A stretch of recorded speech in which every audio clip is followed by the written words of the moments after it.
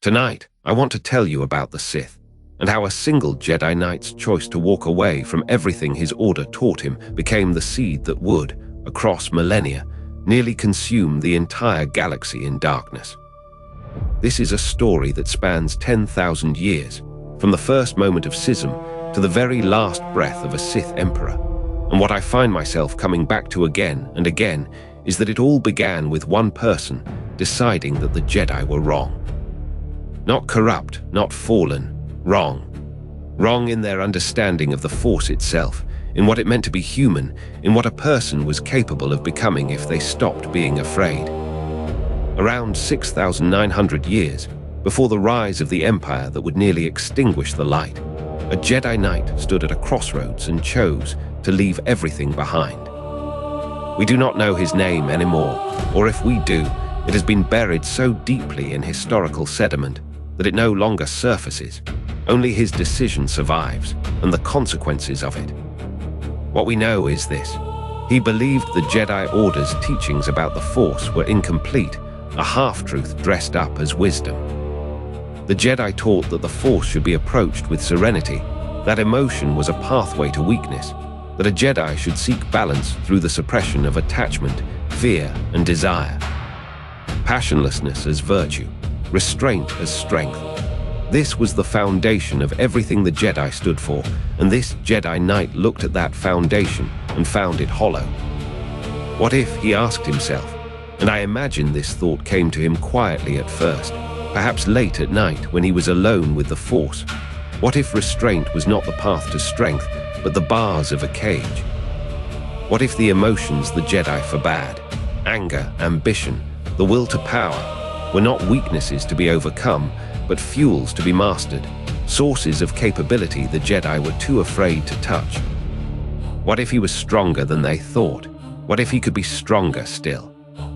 He was not alone in wondering these things, though he may have believed he was at first. There were others in the Jedi Order, other knights and other seekers who had begun to ask similar questions, who felt the constraint of the Jedi Code like an ever-tightening collar. For perhaps 100 years, these dissenters experimented with forbidden knowledge, teaching themselves to embrace the dark side of the Force, the same living energy that the Jedi drew upon, but approached through passion rather than peace. They called themselves the Dark Jedi, and they believed they were discovering something the established order had deliberately hidden. The Jedi Order, for its part, saw exactly what was happening and moved to end it. A war broke out, not across the galaxy at first, but internal, a conflict within the institutions and teachings that had held the light. This was the 100-Year Darkness, a period of civil violence and ideological rupture that tore at the very fabric of the Jedi tradition. The war was long and bitter, and in the end, the Order won, as institutional powers usually do. The Dark Jedi were defeated in battle, a final, desperate clash at a place called Corbos, and scattered, forced into exile, their philosophy pronounced heresy and their teachings suppressed. But here is the turning point. Rather than disappearing quietly, these exiled Dark Jedi fled to the outer reaches of known space, to a world that the mainstream galaxy had largely forgotten.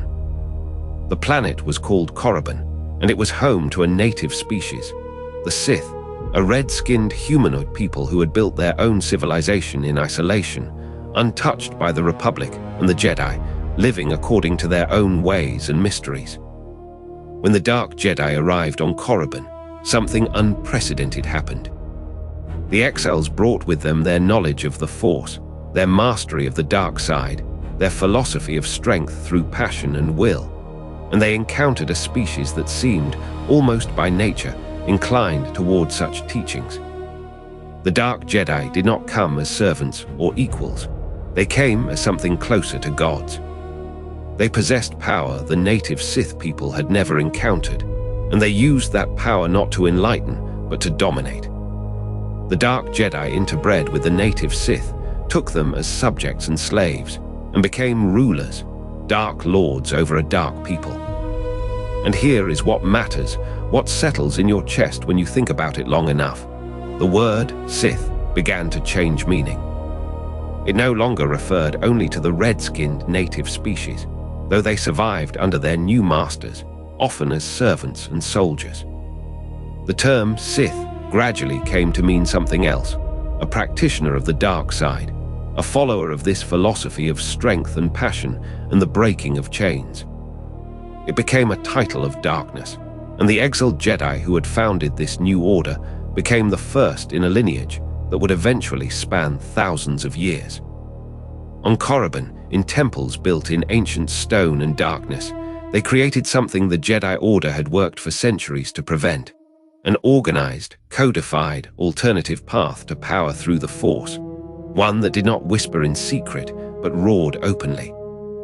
And I think about what that moment meant, what it represents in the larger arc of this story. The Jedi taught that peace came through restraint, that the way forward was through the denial of self and the dissolution of attachment into something universal. The Sith, in response, taught that greatness came through the affirmation of self, through the refusal to be constrained, through the deliberate cultivation of the very emotions the Jedi feared. Both were drawing from the same Force. Both believed they understood it. But they had split the Force itself into irreconcilable halves, light and dark, law and hunger, restriction and will, and created a dialectic that would never find resolution, only conflict. That split, that fundamental disagreement about what the Force was and what it meant to be human, became the axis upon which the next 10,000 years would turn. The story of the Sith, in a sense, is the story of what happens when you decide that the light side has lied to you and you choose to live in the dark. When you decide that strength is better than peace, that your will matters more than the Force's. It is a seductive story, and it was always going to have consequences. Over the centuries that followed, on the isolated world of Korriban, a civilization would rise, temples and tombs, and a line of dark lords, each one seeking power, each one pursuing perfection through the dark side, each one believing they had found the truth that the Jedi Order had been too afraid to acknowledge. But for now, in this moment, around 6,900 years before the fall, we have only a choice and an exile. We have a Jedi who decided to stop listening to his order and start listening to the Force as he understood it. We have the birth of an ancient darkness on a distant world, red stone and red skin, and the beginning of a hunger that would echo across the millennia. That is where we begin. So now we turn to what came after, the codification, the hardening of impulse into philosophy, the moment when exile became ideology. The dark Jedi who had fled into the depths of space, who had been cast out by the order they once belonged to, found themselves in territories the hyperspace charts barely named. They had come with knowledge, the sciences of the Force, techniques of domination, the terrible alchemy that had earned them their banishment in the first place. And they had come to worlds where knowledge like that meant something different than it did in the Republic. On Korriban, on Ziost, and across the Sith worlds hidden in the deep regions of the Galactic Rim, there lived a species, the Sith, ancient and proud, with their own traditions, their own kings and hierarchies that stretched back further than anyone in the Republic could measure. The native Sith species had ruled themselves for millennia before the Dark Jedi arrived. They had built monuments and developed cultures and knew themselves as inheritors of a world. But they had no experience with what the exiled Dark Jedi possessed, the power to reshape reality through sheer will, the ability to command the Force not as a servant asks permission, but as a master demands obedience. When the Dark Jedi arrived, wielding that power, the native Sith saw something their own traditions had no framework for. They saw gods. And in many ways, this is the moment when the Sith, as an order, as a philosophy, as a way of understanding the Force and the pursuit of power, truly began. It was not born whole from the mind of one teacher, the way the rule of two would be, centuries later. Instead, it emerged from a collision, the arrogance and knowledge of fallen Jedi meeting the ancient pride of a native species, and slowly, over generations, blending into something entirely new. The exiled Dark Jedi did not merely conquer the Sith worlds. They merged with them, interbred with them, until the line between conqueror and conquered began to blur.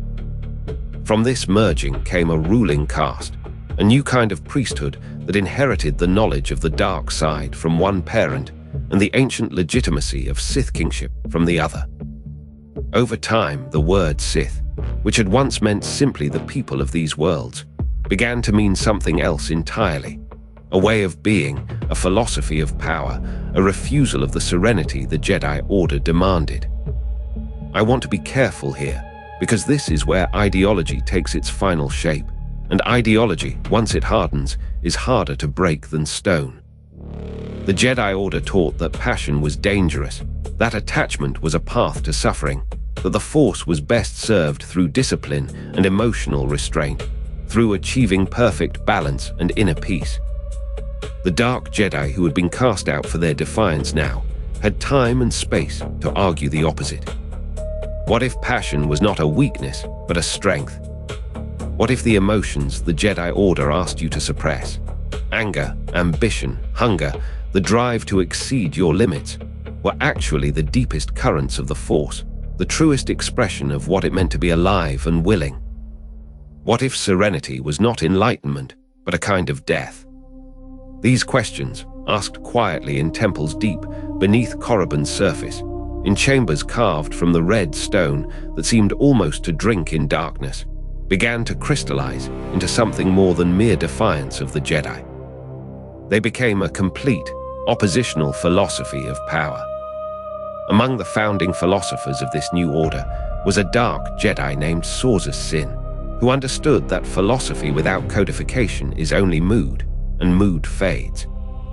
She set down teachings, recorded them in forms that could be preserved and transmitted across generations, so that what the first generation understood through lived rebellion, the generations that followed would understand through studied doctrine.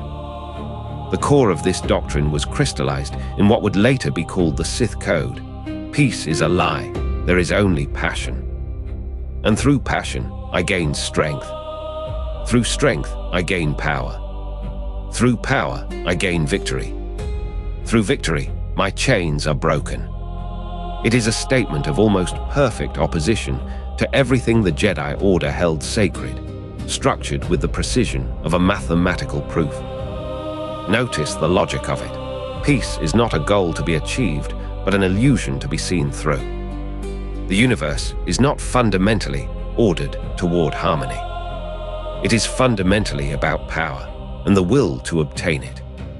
And the will to obtain power is not a corruption of your nature, but the expression of it. This is what separates Sith philosophy from simple villainy or brutality. A brute is merely cruel. The Sith philosophy offers cruelty dressed in the language of enlightenment, power pursued in the language of liberation. It tells you that your rage is not a failing, but a faculty. Your ambition not a vice, but a virtue. Your hunger to dominate not a sickness, but a destiny. I think you have to understand how seductive that is, especially to those who were already cast out, already deemed too dangerous, too willful, too unwilling to suppress what they felt. The Jedi Order had told them they were wrong. The Sith Order told them they had been right all along. Alongside this codification of philosophy came the development of what the Sith called alchemy, a practice fundamentally different from the theoretical study of the Force that the Jedi pursued. Where Jedi scholarship was contemplative, Sith alchemy was transformative. It took the Force and bent it toward material reshaping, toward the mutation of living flesh, the forging of artifacts imbued with dark side power, the creation of weapons and talismans that could hold and transmit the will of Sith Lords across centuries. These were not academic exercises. They were instruments of domination. Sith holocrons were crafted, three-dimensional repositories of knowledge that could only be opened by someone trained in the dark side, ensuring that what was recorded could not be stolen or learned by the uninitiated. Sith swords were forged, created through a process that bound the dark side of the Force into the very metal, so that a Sith Lord wielded not just iron, but enslaved power. The world of Korriban became the sacred center of this new civilization, the Valley of the Dark Lords rising as a necropolis where the greatest Sith Lords, when their time came, would be interred in monuments that seemed to pull darkness from the very stone around them. Ziost became another seat of power, another throne from which the expanding Sith Order could be ruled. And here, I think, is where we arrive at something worth sitting with quietly. The ancient Sith species, before the Dark Jedi arrived, had had their own kings, rulers like Aders, the Sithari, who had unified their people and left behind artifacts of their own power and vision. The native Sith civilization had been real and structured and vast. But when the exiled Jedi came with their superior knowledge and their command of the Force, a certain kind of history became invisible. The native Sith kingdoms did not disappear, but they were subsumed, redefined, reinterpreted through the lens of the arriving Dark Jedi vision. Over generations, Sith stopped meaning the people of these worlds and started meaning followers of this dark side philosophy. The displacement happened not through outright erasure, but through absorption and relabeling, a more subtle kind of conquest. By the time this era drew toward its close, the Sith Order had hardened into something stable, a ruling caste of Force users who commanded from the great temples, a philosophy that opposed Jedi serenity through disciplined intensity, a collection of practices, alchemy, artifact craft, the study of dark side manipulation, that could be preserved and transmitted. The exiled Dark Jedi had not just survived their banishment. They had used it as a foundation to build something that would outlast them by thousands of years. The irony, of course, is that they had done what the Jedi Order, in its way, had also attempted. They had created a system designed to perpetuate itself, rules to govern the unseated and the ambitious, philosophy cast in stone so that it would not wash away with time. The only real difference was what the system was designed to perpetuate. And so Sith space, deep in the galaxy, hidden from the Republic's reach, became home to an order that would operate in shadow for millennia, growing in knowledge and hunger, waiting for a day when its isolation might end. What you need to understand is that the Dark Jedi who fled to Korriban did not arrive as refugees hoping to survive in exile. They arrived as conquerors with a vision, and what they found there transformed everything they believed they had learned. The planet itself was ancient, a world whose sun had turned it rust-red and hostile, orbited by a network of smaller moons, home to a native people the galaxy had largely forgotten. The Sith species, Force-sensitive and steeped in traditions of power and dominion that stretched back into their own prehistory. When the exiles arrived, wielding the Force with knowledge the Sith had never encountered, they were greeted not with resistance, but with reverence. Here at last were gods made flesh, beings whose power seemed to confirm everything the Sith species had always believed about strength and will and the destiny of the worthy. The exiles did not correct this misunderstanding. Over generations, they interbred with the native Sith, and their bloodlines merged, and something new began to take shape. Not an order of exiles clinging to the memory of what they had left behind, but a civilization, an empire, a dark side dynasty that would span multiple worlds and endure for thousands of years. On Korriban itself, the Dark Lords began to build monuments to themselves, not tombs yet, though those would come, but structures of impossible ambition, temples carved into the very stone, inscribed with knowledge and ritual and the accumulated power of the dark side, channeled and stored like water behind a dam. The Valley of the Dark Lords became a necropolis, a city of the dead where each of the great ones, when their time came, was entombed in a place built to hold and preserve their connection to the Force itself, so that even in death they would not entirely leave. On Ziost, an older world at the heart of what they called Sith space, they established their capital, and from there the reach of the Sith began to extend outward to other worlds, other species, other territories that would feed the Empire's hunger for expansion and power. I find myself thinking a lot about what it must have been like for the Dark Jedi in those early centuries, the way Exile became dynasty, the way shame transformed into pride, the way a philosophy born in rejection of one order's teachings hardened into the absolute certainty that they had discovered something the Jedi were too bound by cowardice to accept. The code they had brought with them, refined now by philosophers like Sorcerer's Sin and preserved in devices they called holocrons, stated it clearly. Peace is a lie. There is only passion, and through passion, strength is gained. It was not a philosophy that needed to apologize for itself. It did not ask for forgiveness or understanding from the Jedi. It demanded something far more radical, that its adherents accept that the dark side was not a corruption or a fall, but an elevation, a path to power that the Jedi refused only because they lacked the will to walk it. The civilization they built reflected that conviction in every stone. Dark side alchemy, a practice that merged Force knowledge with something older and stranger. Mutation, sorcery, the reshaping of flesh and matter according to the will of the practitioner, became central to Sith culture and warfare.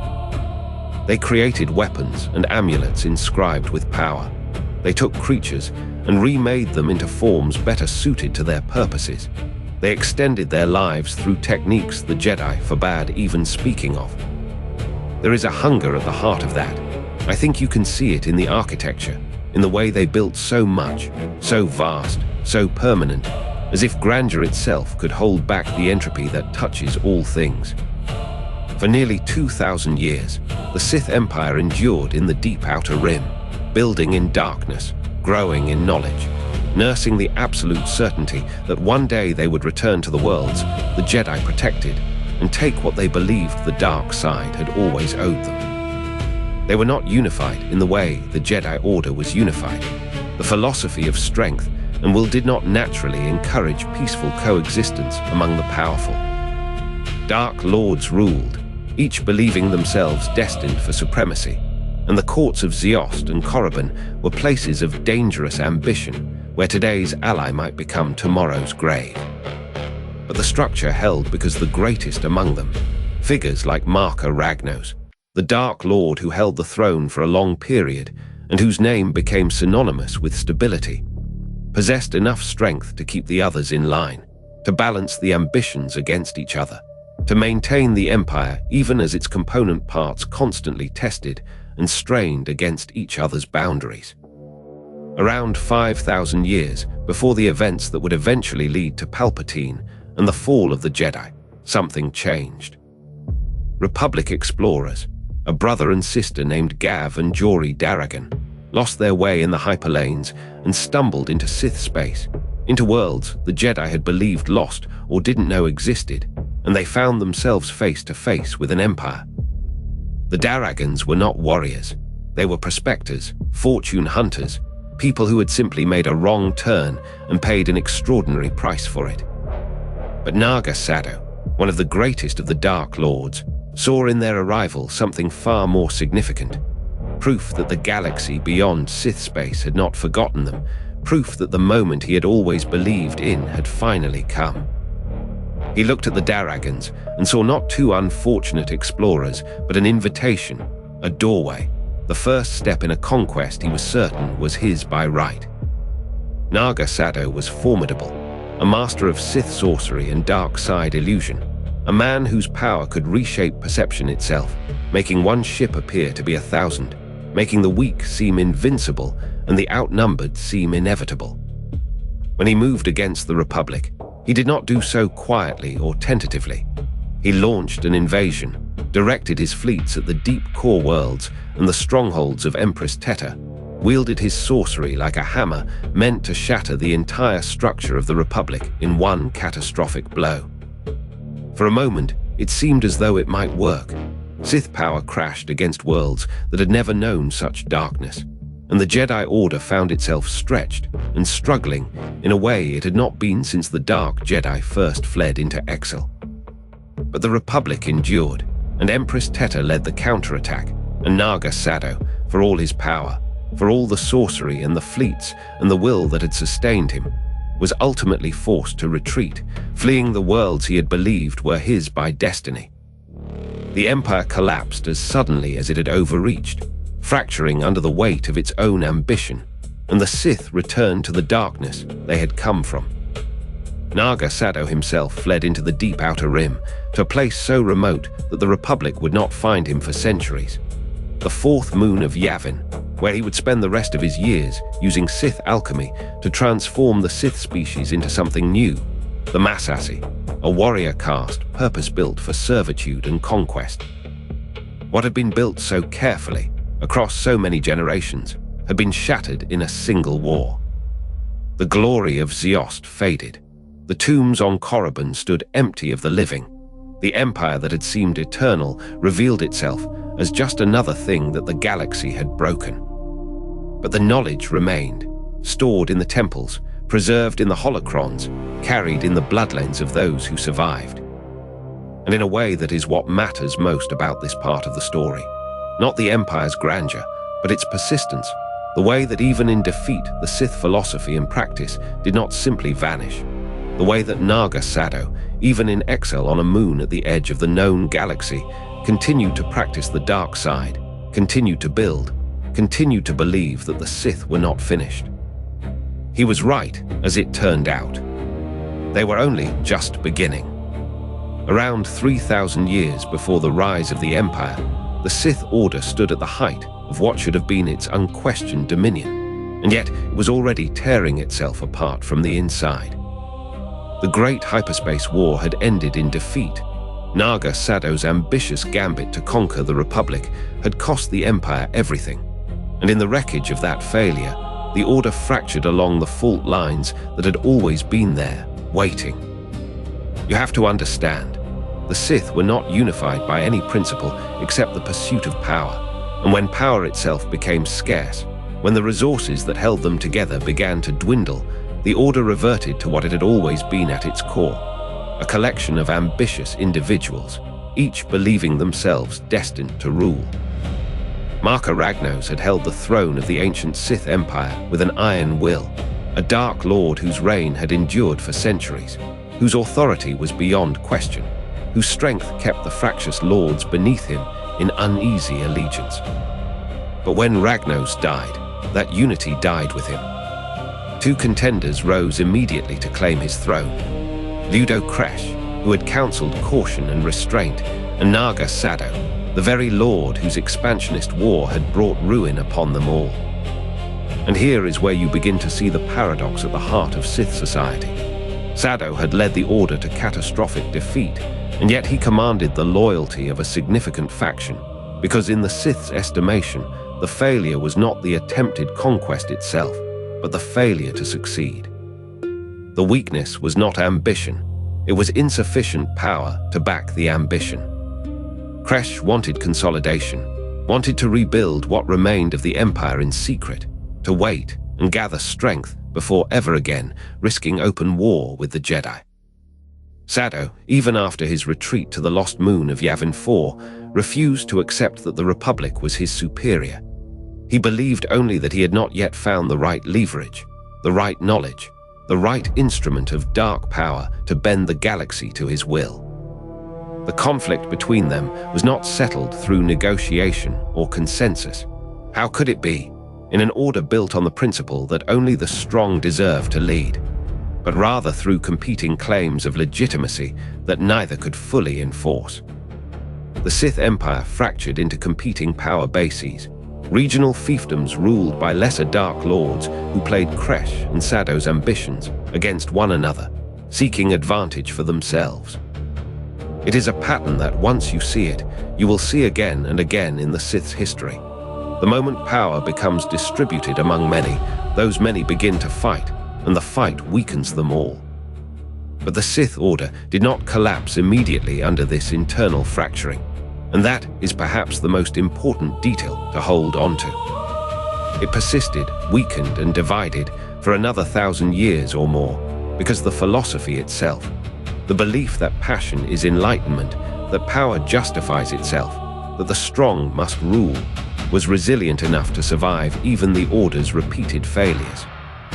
What the internal wars did accomplish was to make the Sith vulnerable in ways they had not been before.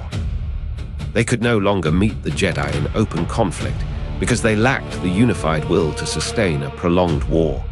Instead, their influence seeped into the galaxy through other channels. Freed on Nad, a fallen Jedi who found his way to Yavin 4 in search of Naga Sadow's hidden knowledge, exemplifies this new, slower kind of Sith expansion.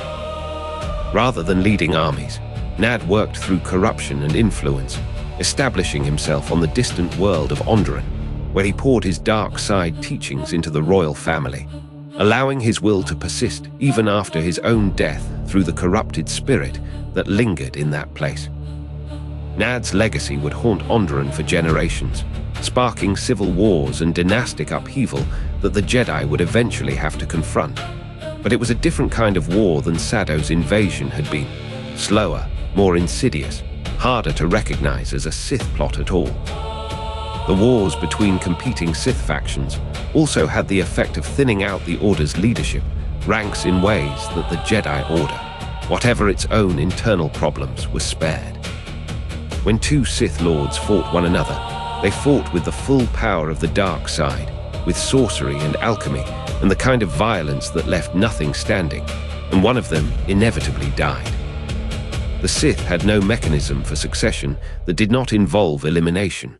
Power passed through death and conquest, not through an organized hierarchy. This meant that for every Dark Lord who fell in the civil conflicts of the post-Sadow era, there were fewer experienced teachers to pass on the deepest secrets of the dark side to those who came after them.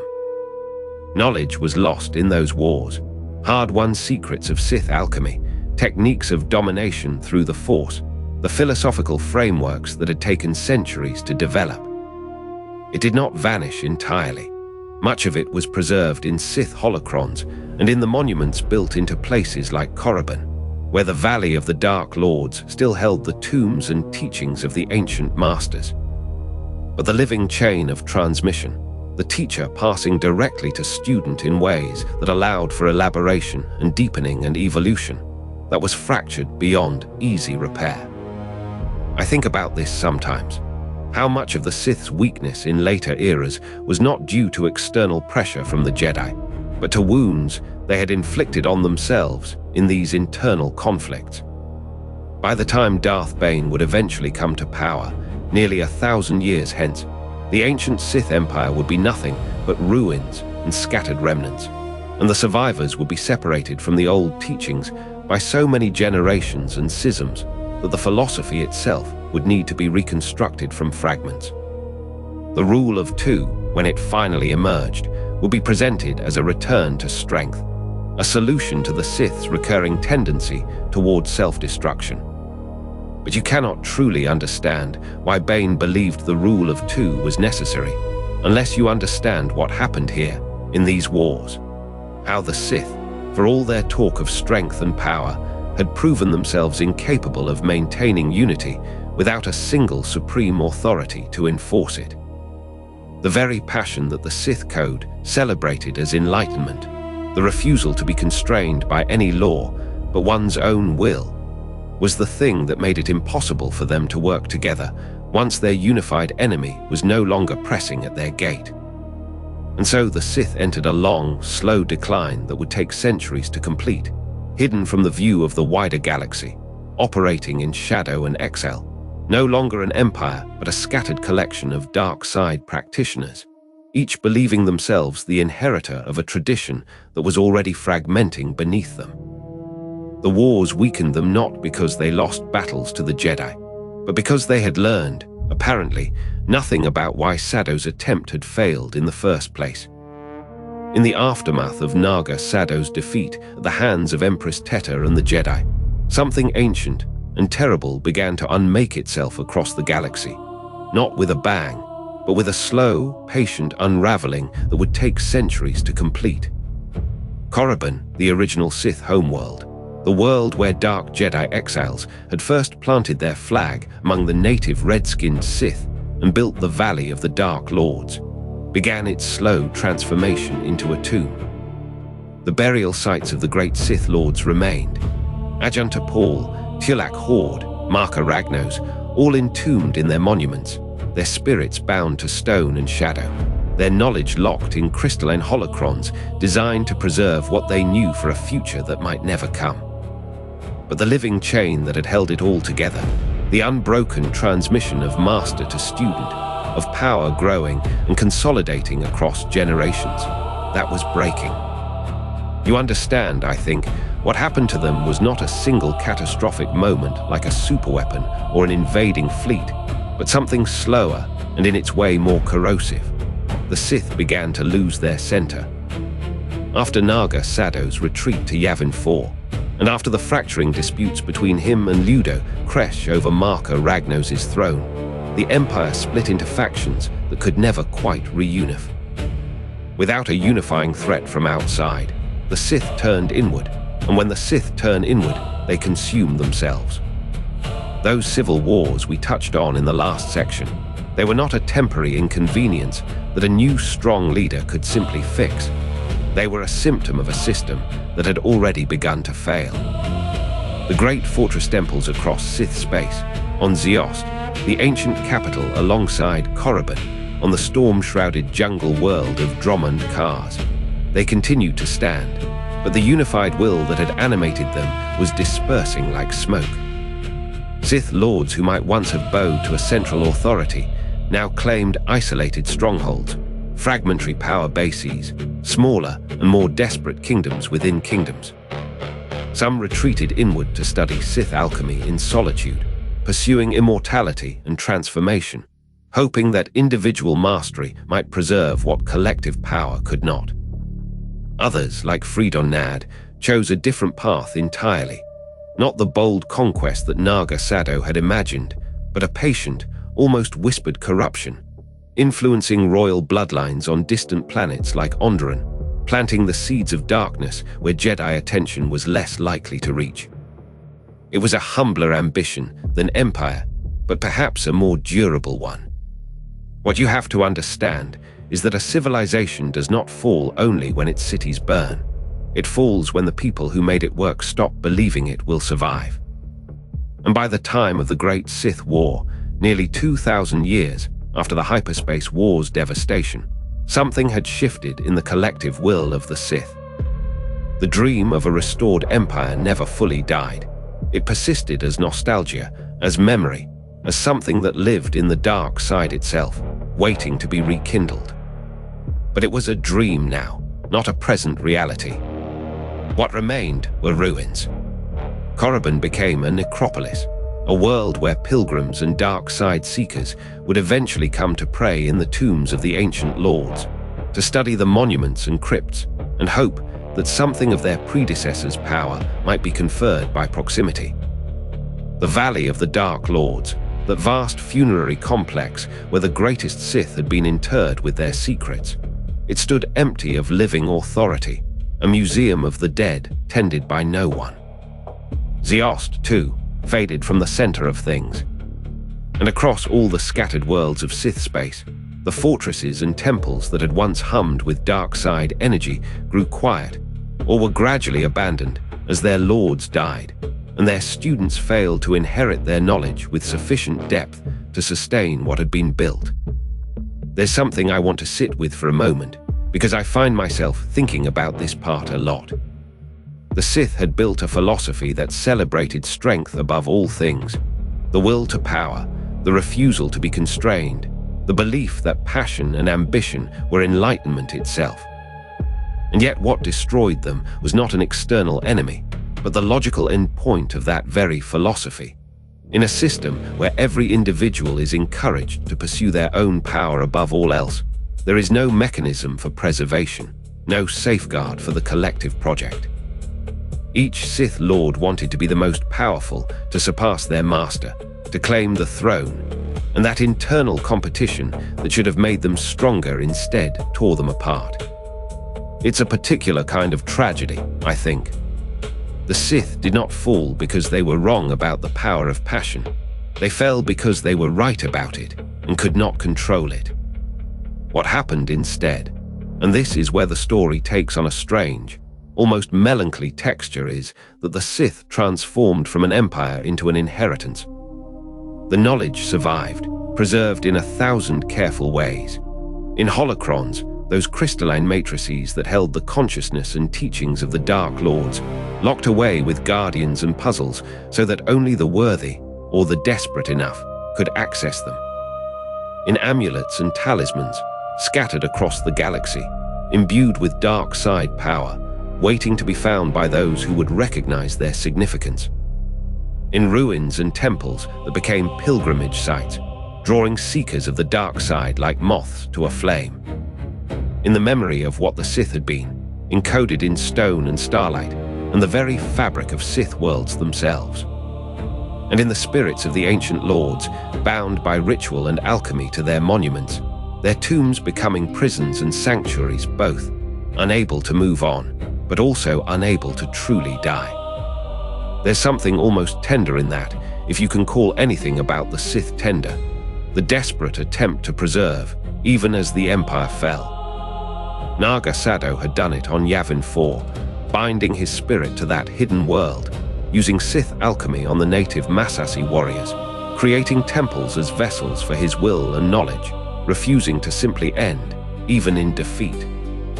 Other lords would do similar things, in their own ways, each one trying to cheat death and dissolution by transforming themselves into monuments, into guardians, into presences that could not be erased by time or the Jedi.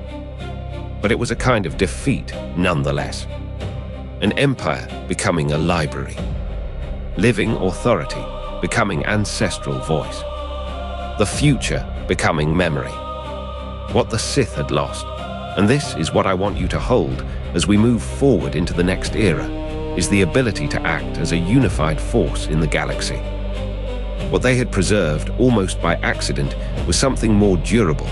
Not an empire, but an idea, not a kingdom, but a method, not a dynasty, but a hunger that could never quite be starved. The ancient Sith civilization was dead, yes. But the dark side itself, the philosophy, the knowledge, the dream of power, that was only sleeping, scattered across the ruins of worlds and locked in the crystalline memory of holocrons, waiting for someone desperate or ambitious enough to find the pieces and try to put them back together again.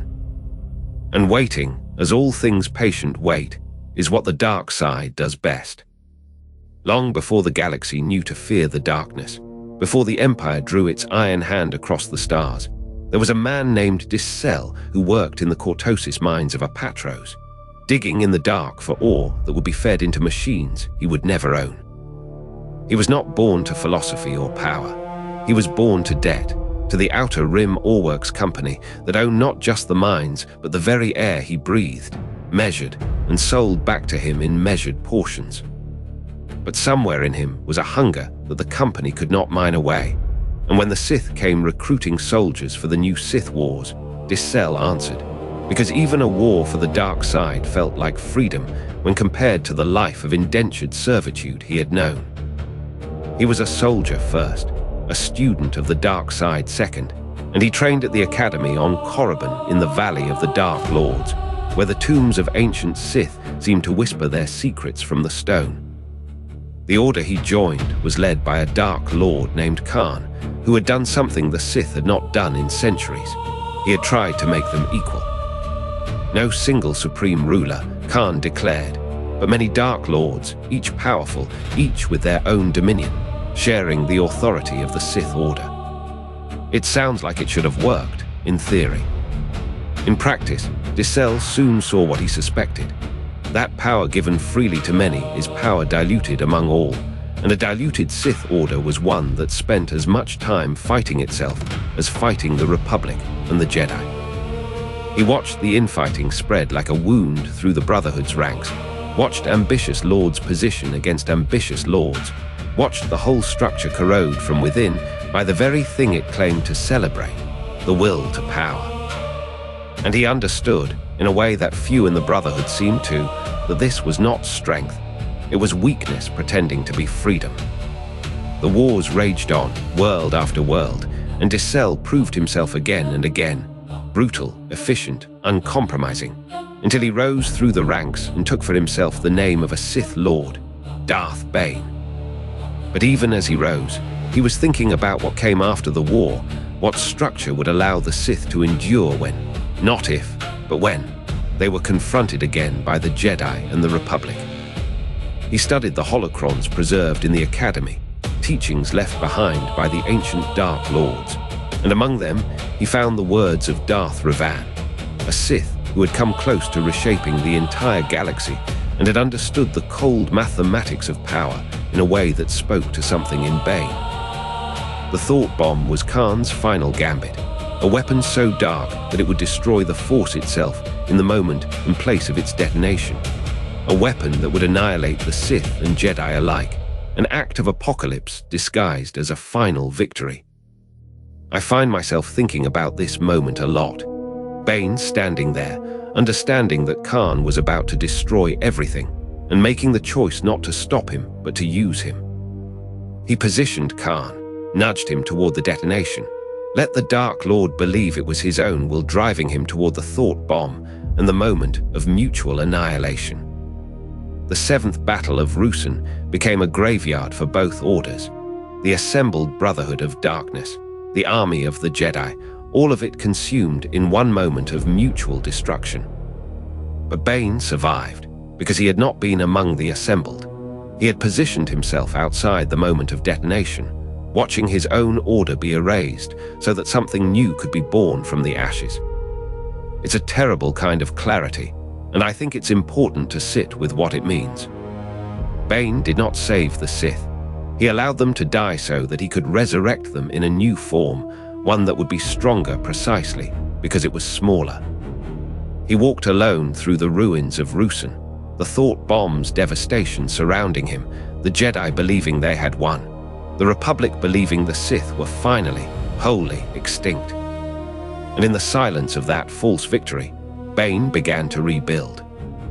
He studied the secrets of the ancient Sith, seeking knowledge that had been lost when their empire fell, searching for ways to stretch a single life across centuries, to achieve a kind of immortality that would allow the Sith Order to persist even if it was reduced to a single soul. He studied essence transfer, the binding of self to objects, the parasitic obelisk armor that would fuse with his body and grant him power even as it slowly consumed him. He sought tombs like that of Freedon Nad, extracting wisdom from the dead, because if the Sith were to endure in secret, the knowledge they preserved would have to come from somewhere deeper than the living instruction of masters. And he arrived, over time, at a principle that was in some ways a return to the ancient past, and in other ways entirely new. There would be only 2 Sith. A master holding all the power, embodying the Sith Order's will, and an apprentice craving that power, trained methodically in the dark side until the day came when they would be strong enough to kill the master and take their place.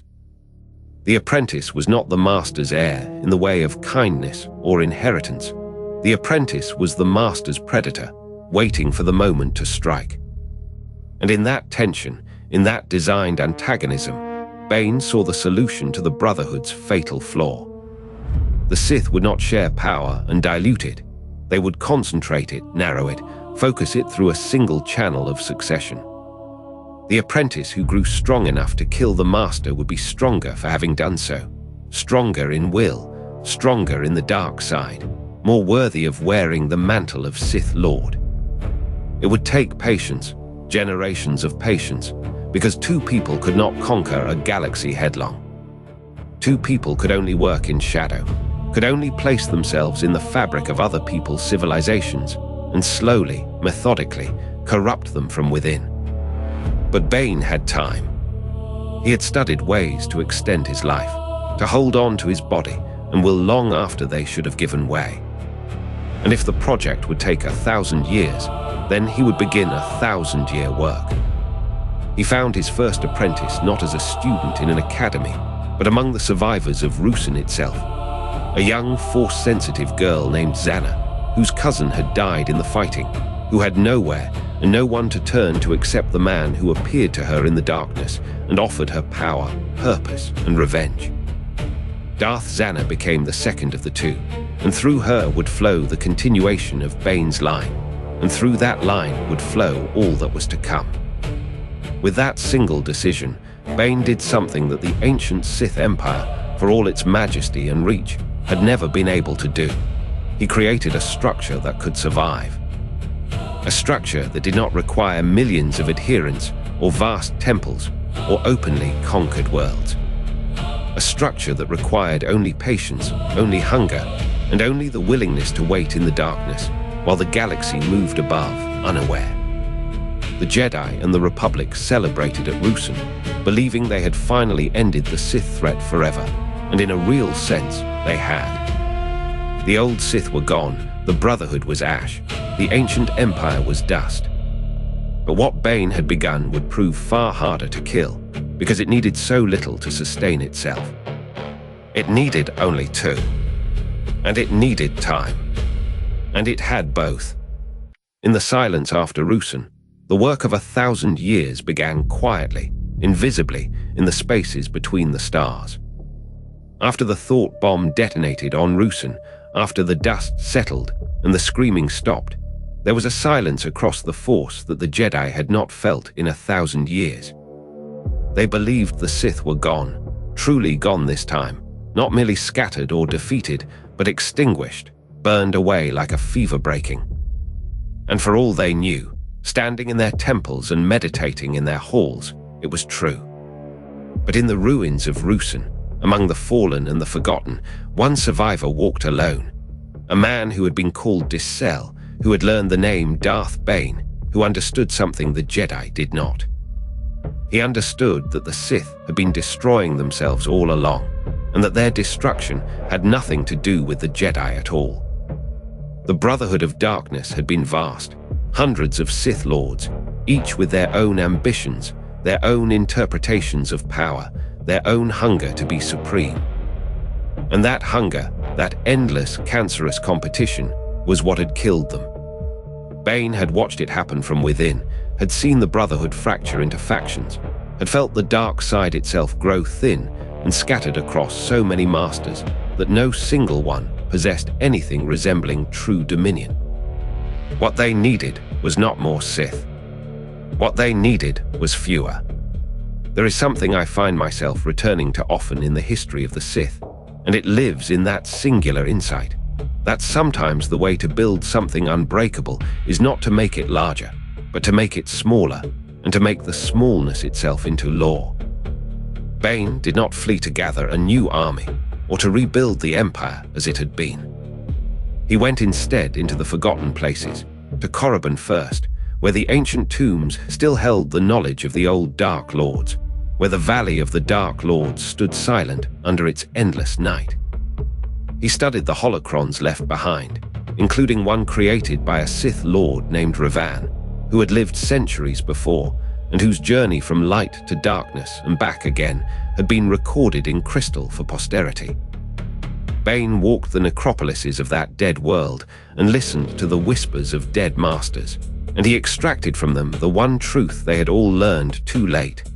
Power could not be shared. It could only be transferred, one-to-one, from master to apprentice, in an endless chain of succession and betrayal. He found his way to Lehon, the ancient world hidden at the edge of the known galaxy, where the ruins of the Rakata stood crumbling and vast. There he discovered creatures called obelisks, parasitic organisms that fed on the dark side energy itself, and in feeding granted a kind of armor, a carapace of living darkness that could turn aside blades and bolts. He let them colonize his body, an act of communion with the dark side so absolute that it left him transformed, half man and half something else, and the pain of it was exquisite. This is the thing about Bane that sets him apart from so many of the Sith who came before. He did not seek comfort in his darkness. He did not build temples to celebrate himself or create monuments to his own magnificence. He was interested in one thing only, efficiency and the cold architecture of power. When he returned from his exile and his searching, he was no longer the man who had called himself Dissel the soldier or even Darth Bane the warlord. He was something harder, something more singular. And he had begun to formulate what would become the foundation of everything that followed, the rule of two.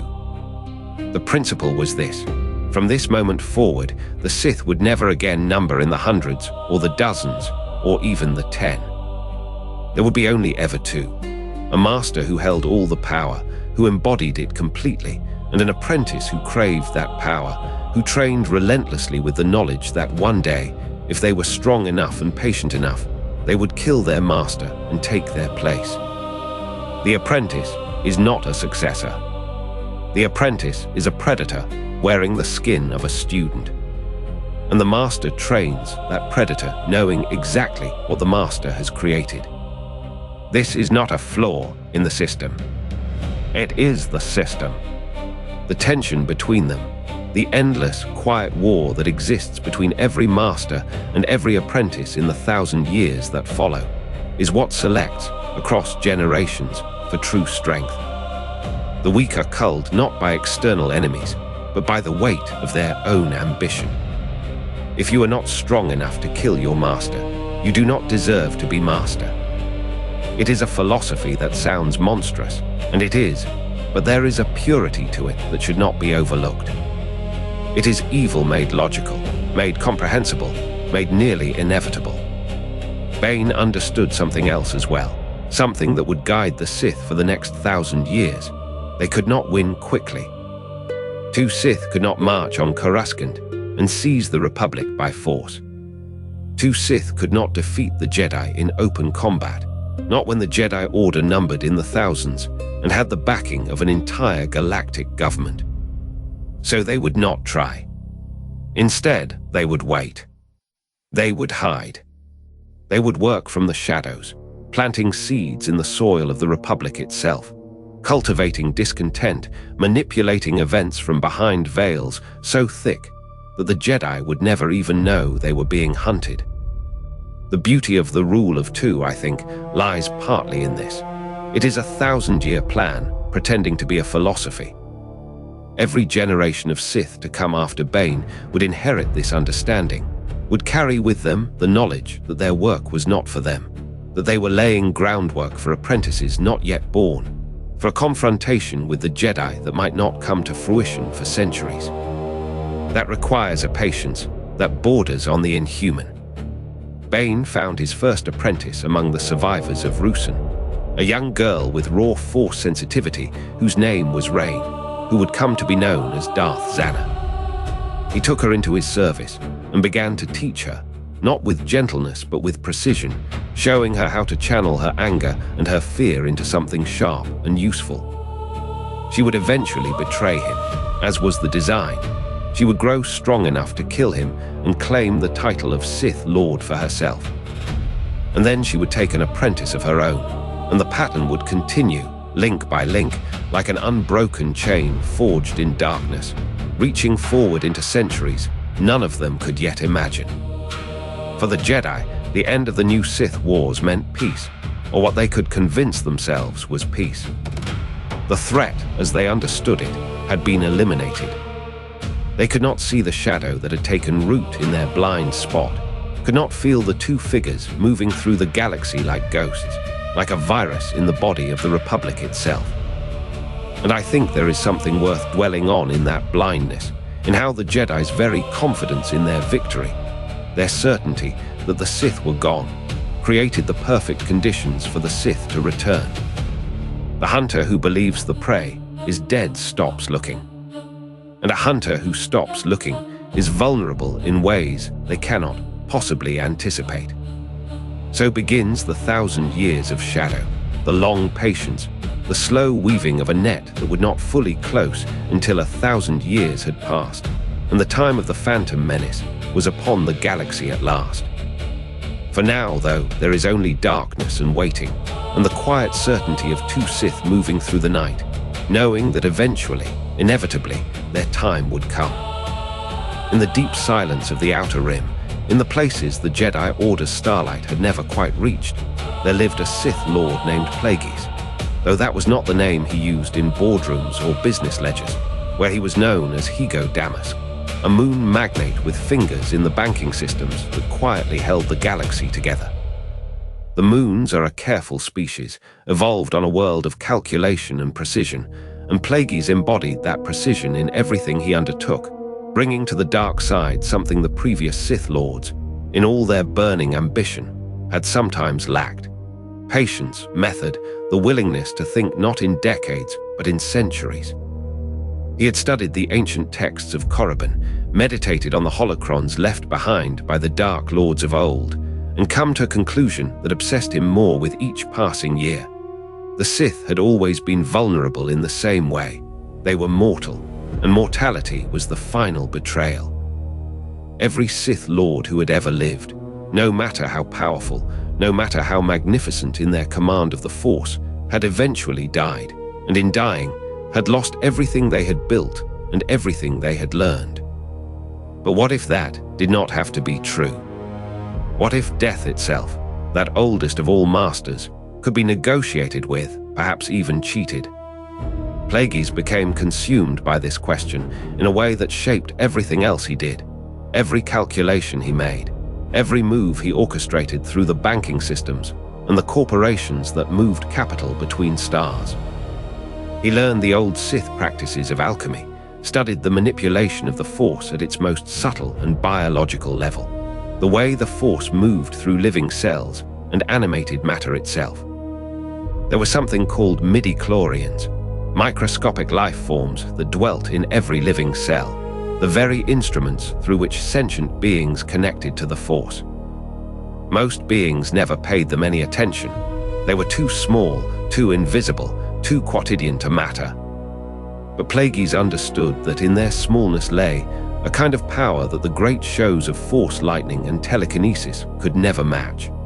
The power to build, to create, to sustain, to keep alive what should have died.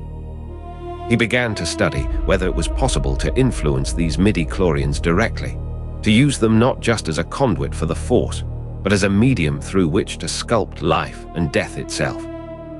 Years passed, and his master, a Sith Lord named Tenebrous, watched his apprentice pursue this obsession with a mixture of interest and concern. The rule of two demanded that eventually the apprentice would become strong enough to kill the master. That was written into the structure itself, the engine of selection that made it work. It was not a matter of if, but when. And so, as is always the way with the rule of two, when Plagueis finally felt himself ready, strong enough in the Force, certain enough in his understanding of how to bend mortality itself to his will, he moved against his master and succeeded, taking his place at the top of the pyramid, the sole master of the Sith Order operating in secret across the galaxy.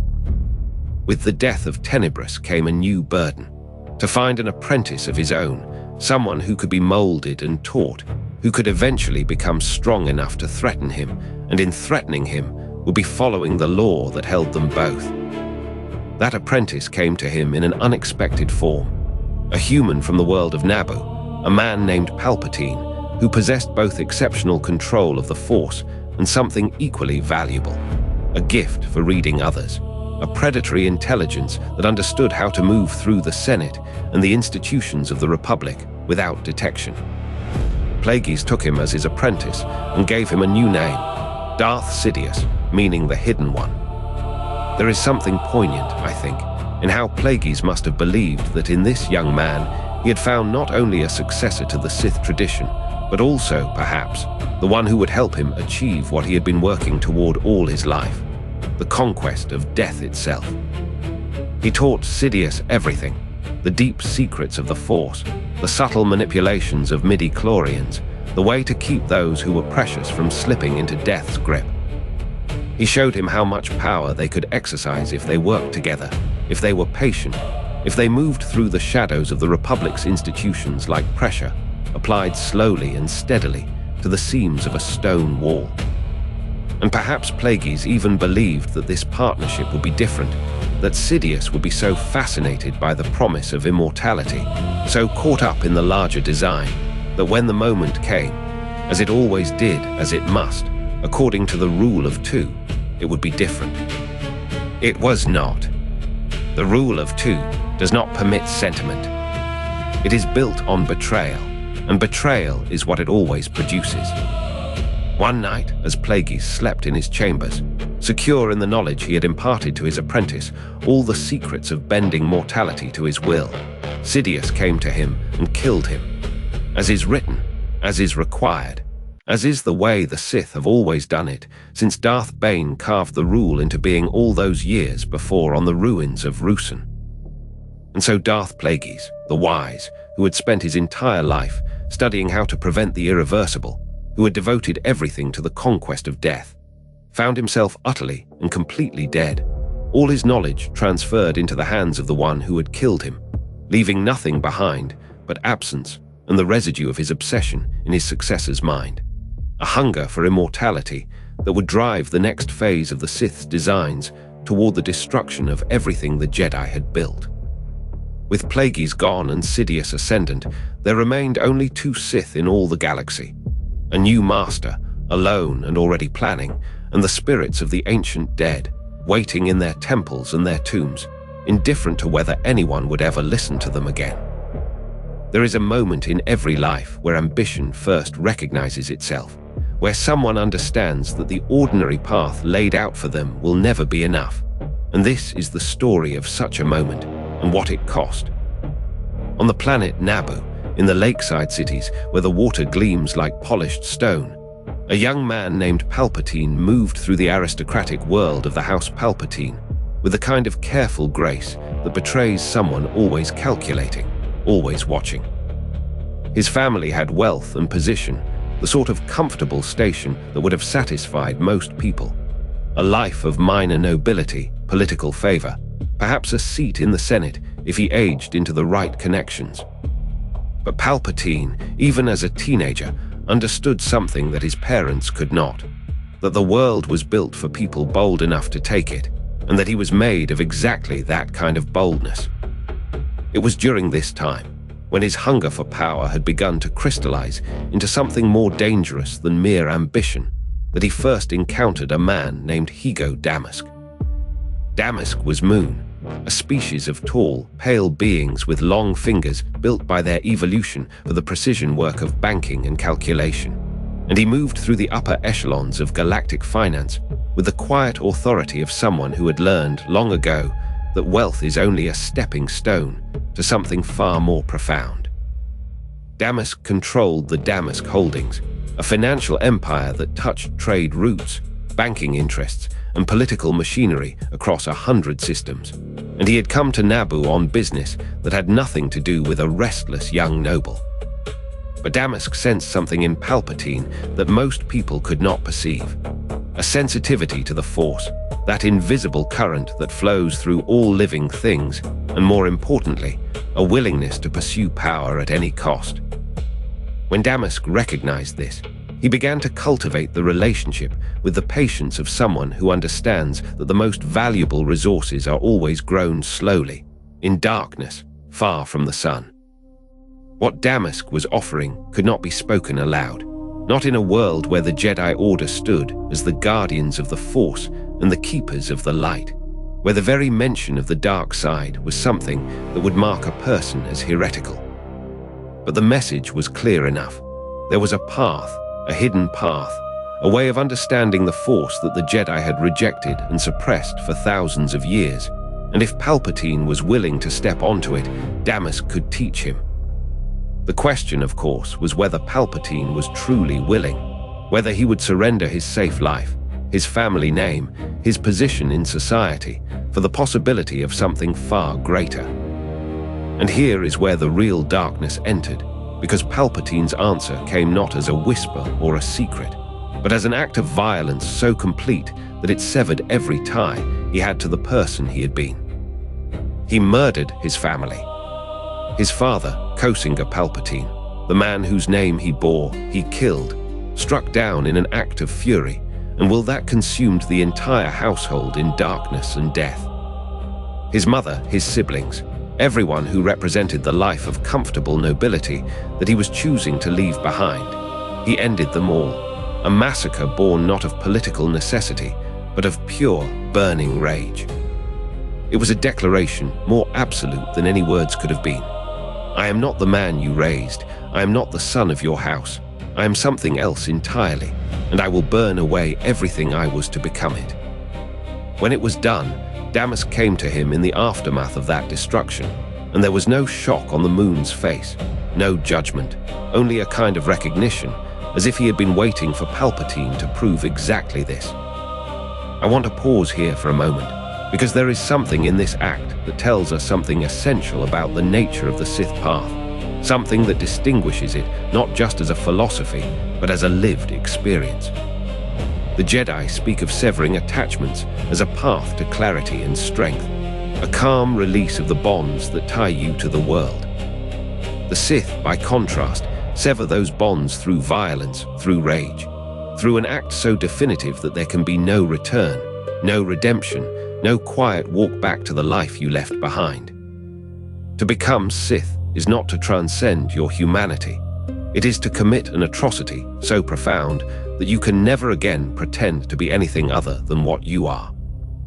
And perhaps that too was part of what Damask was teaching him, that the dark side does not ask for your surrender, it demands your complicity.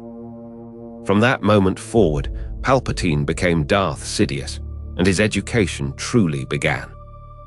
Damask, who carried the Sith name Darth Plagueis, taught him in secret, in private chambers far from any eye that might recognize what was occurring, and what Plagueis taught him was something that the Jedi would have regarded as heresy, that the Force could be bent to overcome death itself, that through the right knowledge, the right techniques, one could manipulate the very building blocks of life, the midi-chlorians that dwell in every living cell, and use them to preserve, to create, to save loved ones from the grave.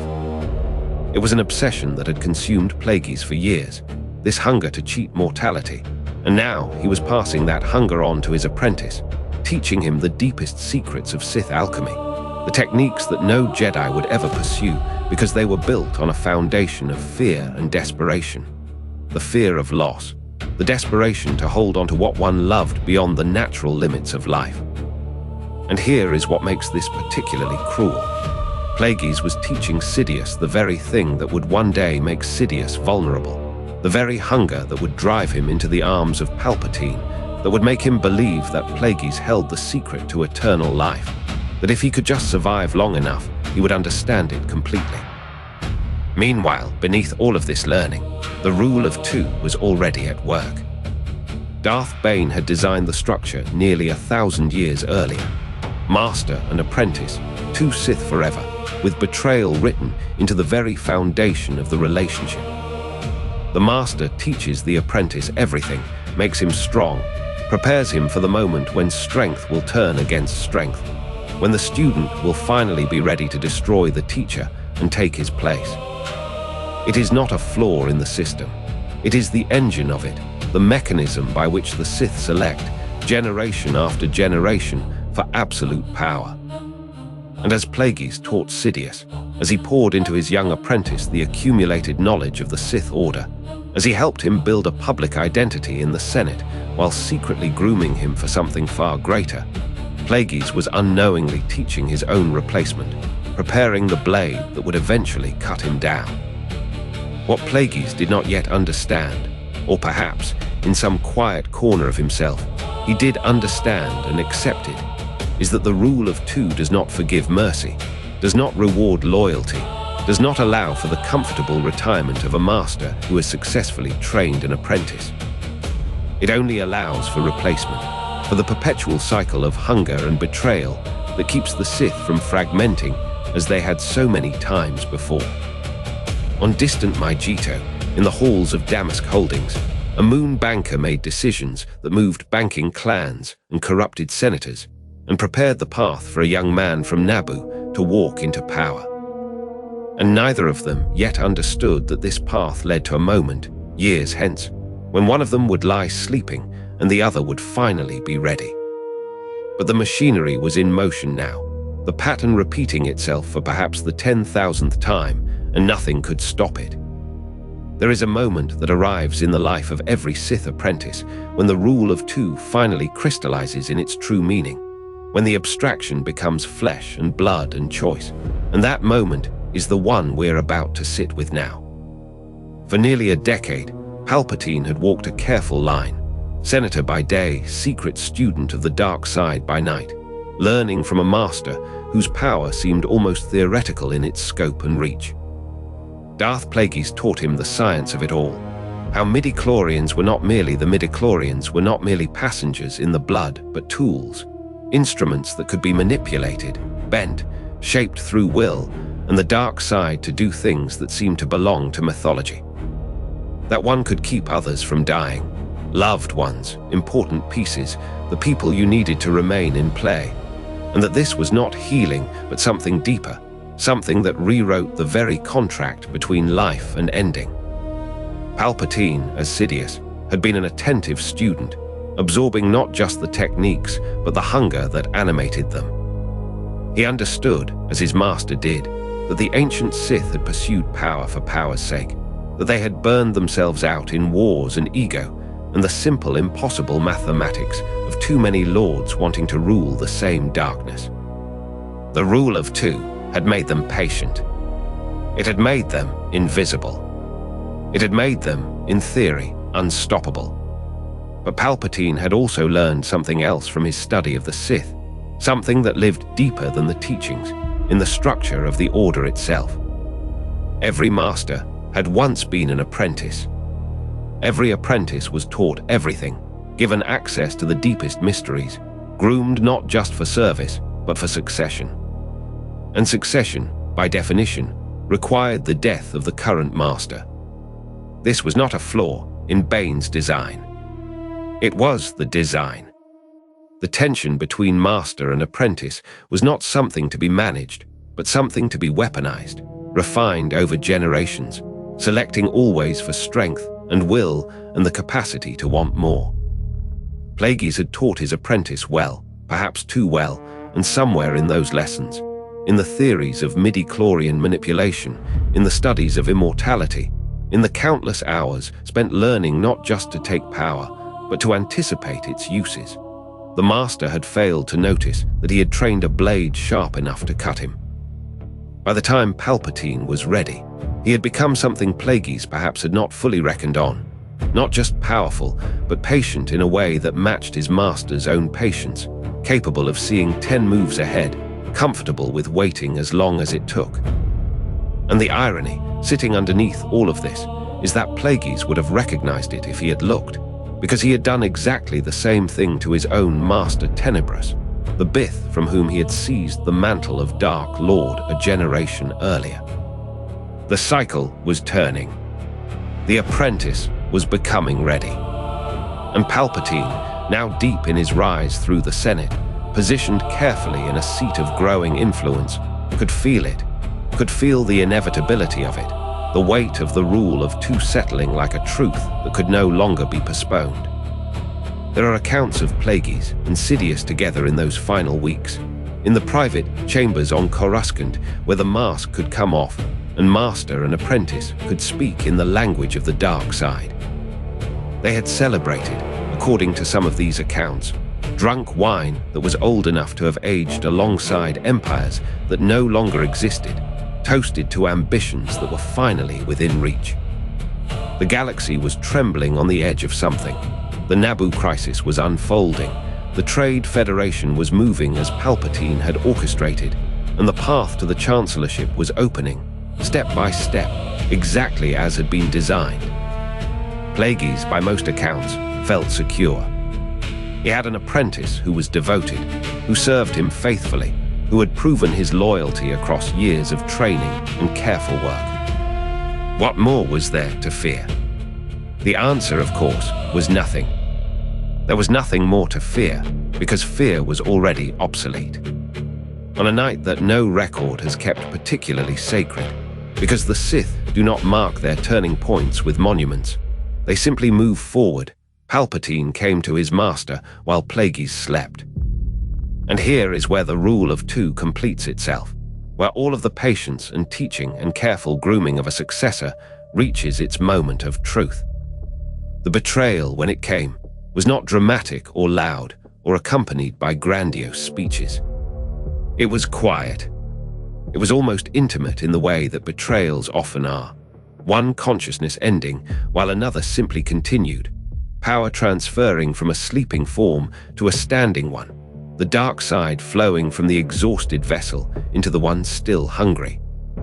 Plagueis, who had spent his entire life learning to keep others from dying, who had pursued immortality with such focus and dedication, found that all of that power meant nothing when it came to saving himself. And there is something almost merciful in that discovery, I think.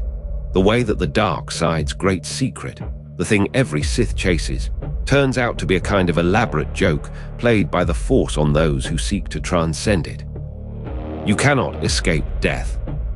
You can only delay it, redirect it, make it someone else's problem. But eventually, every day you bought comes due.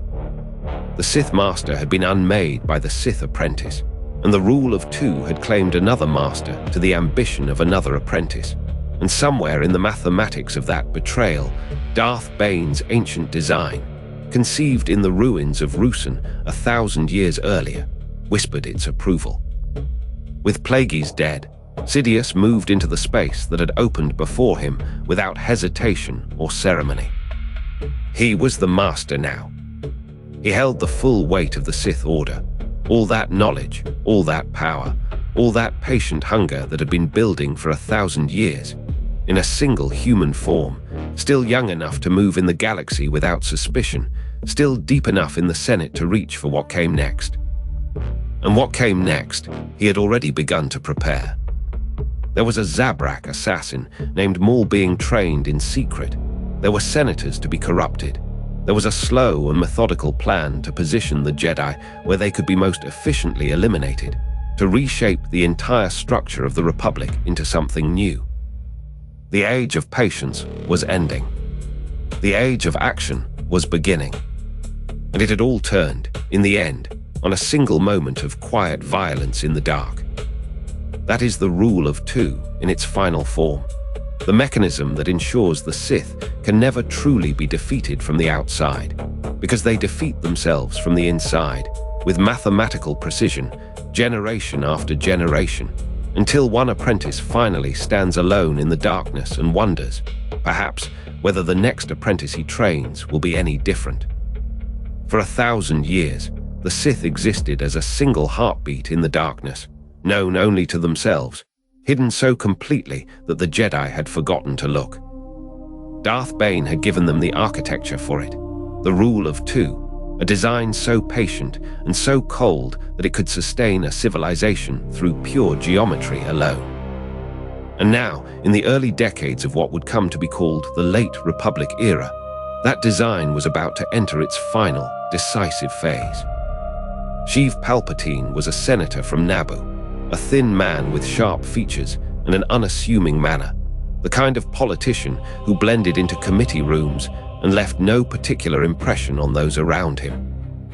He had been a senator for years by this point, respectable, cautious, moderately influential in certain backchannels, but nothing that would have drawn the eye of the Jedi Order or the Republic's leadership. That was, of course, entirely by design. After the murder of Darth Plagueis, a death Sidious had administered in darkness while his master slept, burning out the moon's life with lightning that left no trace. The young Sith Lord had inherited not just a title, but a finished curriculum. Plagueis had taught him everything: the architecture of power, the manipulation of the midichlorians, the ancient alchemy that promised dominion even over death itself. And he had taught him patience. The thing that separated the Sith now from what they had been 1,000 years ago, when they ruled openly from temples on Korriban and Ziost, was not weakness but discipline.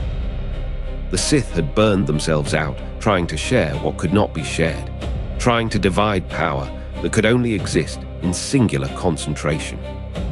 Bane had understood that, and Sidious understood it still more deeply, because he had lived inside the proof of it. He had watched his master accumulate knowledge like treasure, had felt the weight of the Sith inheritance, holocrons, rituals, names of ancient lords preserved in darkness, and understood that two people, hidden properly, moving with perfect patience, could accomplish what armies never could. So Sidious waited, and he moved, and he worked within the Republic's own mechanisms like a surgeon operating inside a living body. The Senate was corrupt at its foundations. This was not a secret, merely an accepted feature of governance in a system spanning thousands of worlds. There were always trade federations angling for advantage, always ambitious planets or corporate interests willing to leverage grievances into bargaining chips. Sidious merely helped these currents along, provided them with direction, and subtly ensured that the solutions to manufactured crises always seemed to require the intervention of whatever authority he wished to empower. It was elegant because it was invisible.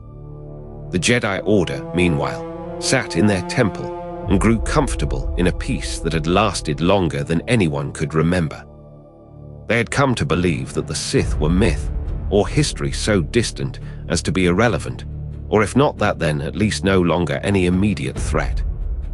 The Jedi Knight had confidence in their Order's eternal vigilance, and that confidence, Sidious knew, was the greatest luxury an enemy could afford. Around the year 32 BBY, Sidious began the work of recruitment that would shape the next phase of his design. He needed an apprentice, as the rule of two demanded, not in the way Plagueis had taken him, with promises of immortality and gradual instruction into the mysteries. No, Sidious needed a weapon. He needed someone for whom rage and hunger would be the whole of their education, someone who could be unleashed when it served his purposes and recalled to shadow when concealment required it. He had heard of Dathomir, a planet inhabited by a society of force witches known as the Night Sisters, and among them a force of males kept separate and in servitude, the Night Brothers. And there was a boy, young and fierce, with a talent for violence that bordered on the supernatural. The boy was called Maul. Sidious went to Dathomir, or perhaps he sent a summons. The exact mechanics of their first meeting are lost to history, and he offered something to the Night Sister who led the clans, a woman named Talzin who had her own uses for the dark side and her own understanding of power. The exact nature of their agreement is unclear, but the result was unambiguous. Maul was given to Sidious, a child taken from the red deserts of his homeworld and brought into darkness. There is something I find myself thinking about often when I consider Maul's story, not the boy he became, but the moment of that separation, the moment a child native to one form of darkness was handed to a man who embodied another. Talzin taught the Night Sisters to bind themselves to rage and elemental power. Sidious taught the Sith to pursue dominion over all things, to understand that emotion itself was merely a tool, a lever by which to move the world. Maul grew up in that teaching, his childhood consumed by training, his mind shaped toward a single purpose, to become the perfect instrument of his master's will. His horns grew, his skin darkened, and was marked with tattoos by Sidious's command, red and black, the colors of the Sith, turning the boy's own body into a map of his servitude. He was given a lightsaber, a weapon with two blades, unusual and terrifying, an expression of violence that matched the young Zabrak's own fearlessness. And he was taught to hate. The Jedi, particularly, were the focus of that hatred cultivated carefully by Sidious as one might tend a garden. The Sith and the Jedi had fought for millennia in the time before Bane's reformation. Maul inherited that war as surely as he inherited his master's philosophy, and for him, the conflict was not abstract or philosophical. It was personal, immediate, something that lived in his blood. All of this occurred in perfect secrecy. Maul trained in hidden facilities, communicated with Sidious almost entirely through holographic transmission, saw no one except his master and those Sidious expressly brought into his presence. The Jedi felt nothing, sensed nothing, or if they sensed a disturbance, a shadow at the edge of perception, they attributed it to the normal decay of things, the ordinary corruption that had always existed in the galaxy's margins. Meanwhile, the galaxy moved on, unaware that the apprentice had become the master, that the Sith were no longer extinct, but merely patient, that everything that was about to happen had already been set in motion by 1,000 years of discipline and waiting. Sidious sat in the Senate, smiled politely at his colleagues, and attended to the business of the Republic with the attentiveness of a man who had no larger agenda at all. But his attention was elsewhere, on Maul, on the Trade Federation, on the slow poisoning of the Republic's own institutions, on a plan so long in the making that no one alive could see its full shape. This was the Sith way now. Not conquest but infiltration, not armies but influence, not an empire declared openly, but one built in darkness, block by block, until the moment of its revelation. And the wait was almost over. Sidious could feel it, the way a musician feels the approach of the crescendo, the way a predator senses its moment drawing near. The boy was ready. The pieces were moving. The long patience was about to end. And so we arrive at the moment when shadow became visible, when the Sith, hidden for 1,000 years beneath the Republic's confidence, finally stepped into the light. It began, as these things often do, with attacks. The Galactic Senate had proposed to levy a tariff on the free trade zones, the vast commercial corridors where megacorporations like the Trade Federation moved their goods across the stars without burden or restriction. It was a modest thing, really, a tax on privilege, but it was enough. Darth Sidious, still wearing the careful face of Senator Palpatine of Naboo, saw in that small legislation an opportunity to move the galaxy toward chaos. He reached out through the dark side to the Trade Federation's leadership, to Viceroy Newt Gunray, a creature of greed and easy leverage, and whispered to him what he needed to do. Blockade Naboo, Sidious said quietly, through hollow-scretive channels that left no trace. Show the Republic that taxation has a cost. And Gunray, seeing profit and power in the gesture, agreed. Within weeks, Lucre Hulk-class battleships hung in orbit above Naboo like a steel noose, their blockade absolute, their message clear. The free trade zones would not be touched. What the Viceroy did not understand, what he could never have understood, was that he was not the architect of this moment. He was a piece moved by a hand he could not see, performing a function in a design whose full shape extended decades into the future. The Republic, alarmed by the blockade, sent emissaries to negotiate. 2 Jedi, Qui-Gon Jinn and his young Padawan Obi-Wan Kenobi, diplomats trained in the ways of peace.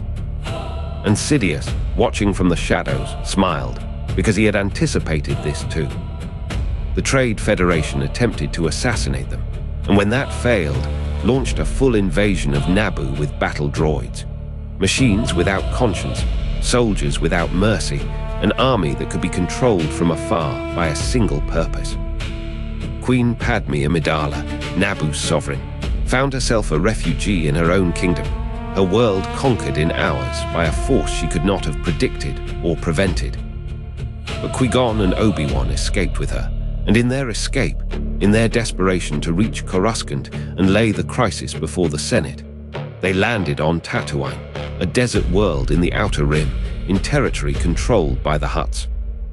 And there, Qui-Gon made a discovery that would echo through the decades to come. There was a boy, a slave called Anakin Skywalker, owned by a Tidarian junk dealer named Watto, and the boy moved through the Force in a way Qui-Gon had never encountered before.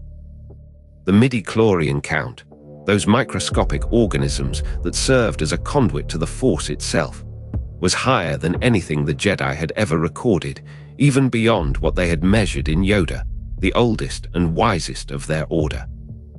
Qui-Gon felt something in that boy, a potential so vast and so dangerous that it seemed almost to defy comprehension. He began to wonder, quietly, if this could be the chosen one of an ancient prophecy, a figure fated to bring balance to the Force, to heal the ancient wound between light and dark. And while Qui-Gon was tending to this discovery, Sidious was moving his second piece into position. Darth Maul, the apprentice, the weapon trained since childhood in rage and hatred, was sent to track the Jedi across the stars. Maul was a Dathomirian Zabrak, his body marked with the tattoos of the Night Sisters who had given him to Sidious as a child, a creature bred for war and tutored in cruelty. He rode a Sith speeder bike through the sands of Tatooine, his double-bladed lightsaber humming with barely contained violence, and he found Qui-Gon in the desert. And for a moment, master and apprentice stood in opposition to master and student, the ancient conflict between Jedi and Sith threatening to ignite there in the wasteland. The duel was brief and devastating, and Qui-Gon escaped only because Maul's hunger for the larger hunt, for the Queen, for the Jedi, for the grand reckoning to come, burned hotter than the satisfaction of killing one Jedi in the sand. The Jedi made their way to Coruscant, the heart of the Republic, the city world where the great pyramidal temple of the Jedi Order rose like a beacon of hope, and where the Senate conducted the business of 10,000 worlds. And here, at last, the secret war began to surface. The Jedi Council, Yoda, Mace Windu, and others who had guarded the light side of the Force for 1,000 years, sensed something they had almost forgotten it was possible to feel. A disturbance in the Force, dark and purposeful, moving through the shadows like a blade drawn. Qui-Gon reported what he had witnessed on Tatooine, a warrior trained in the Jedi arts, a warrior who moved with the discipline of the dark side, a warrior who should not exist. And Yoda, ancient beyond measure, spoke a truth that reverberated through the temple. Always two there are, he said quietly, no more, no less. A master and an apprentice. If one has returned, another walks unseen. The Sith had not been destroyed 1,000 years ago, then merely hidden, waiting, learning, growing patient and strong in the dark. Meanwhile, Queen Amidala, advised by the smooth and solicitous Senator Palpatine, called a vote of no confidence in Chancellor Valorum, whose weakness had allowed the blockade to persist unpunished. Valorum, a good man but indecisive, fell like dominoes, and in his place, the Senate elevated Palpatine to the rank of Supreme Chancellor. And Sidious, secure in his new position, watched and waited. The Queen returned to Naboo with a plan born of desperation, to liberate her world through her alliance with the native Gungans, a people her own kind had dismissed and excluded for generations.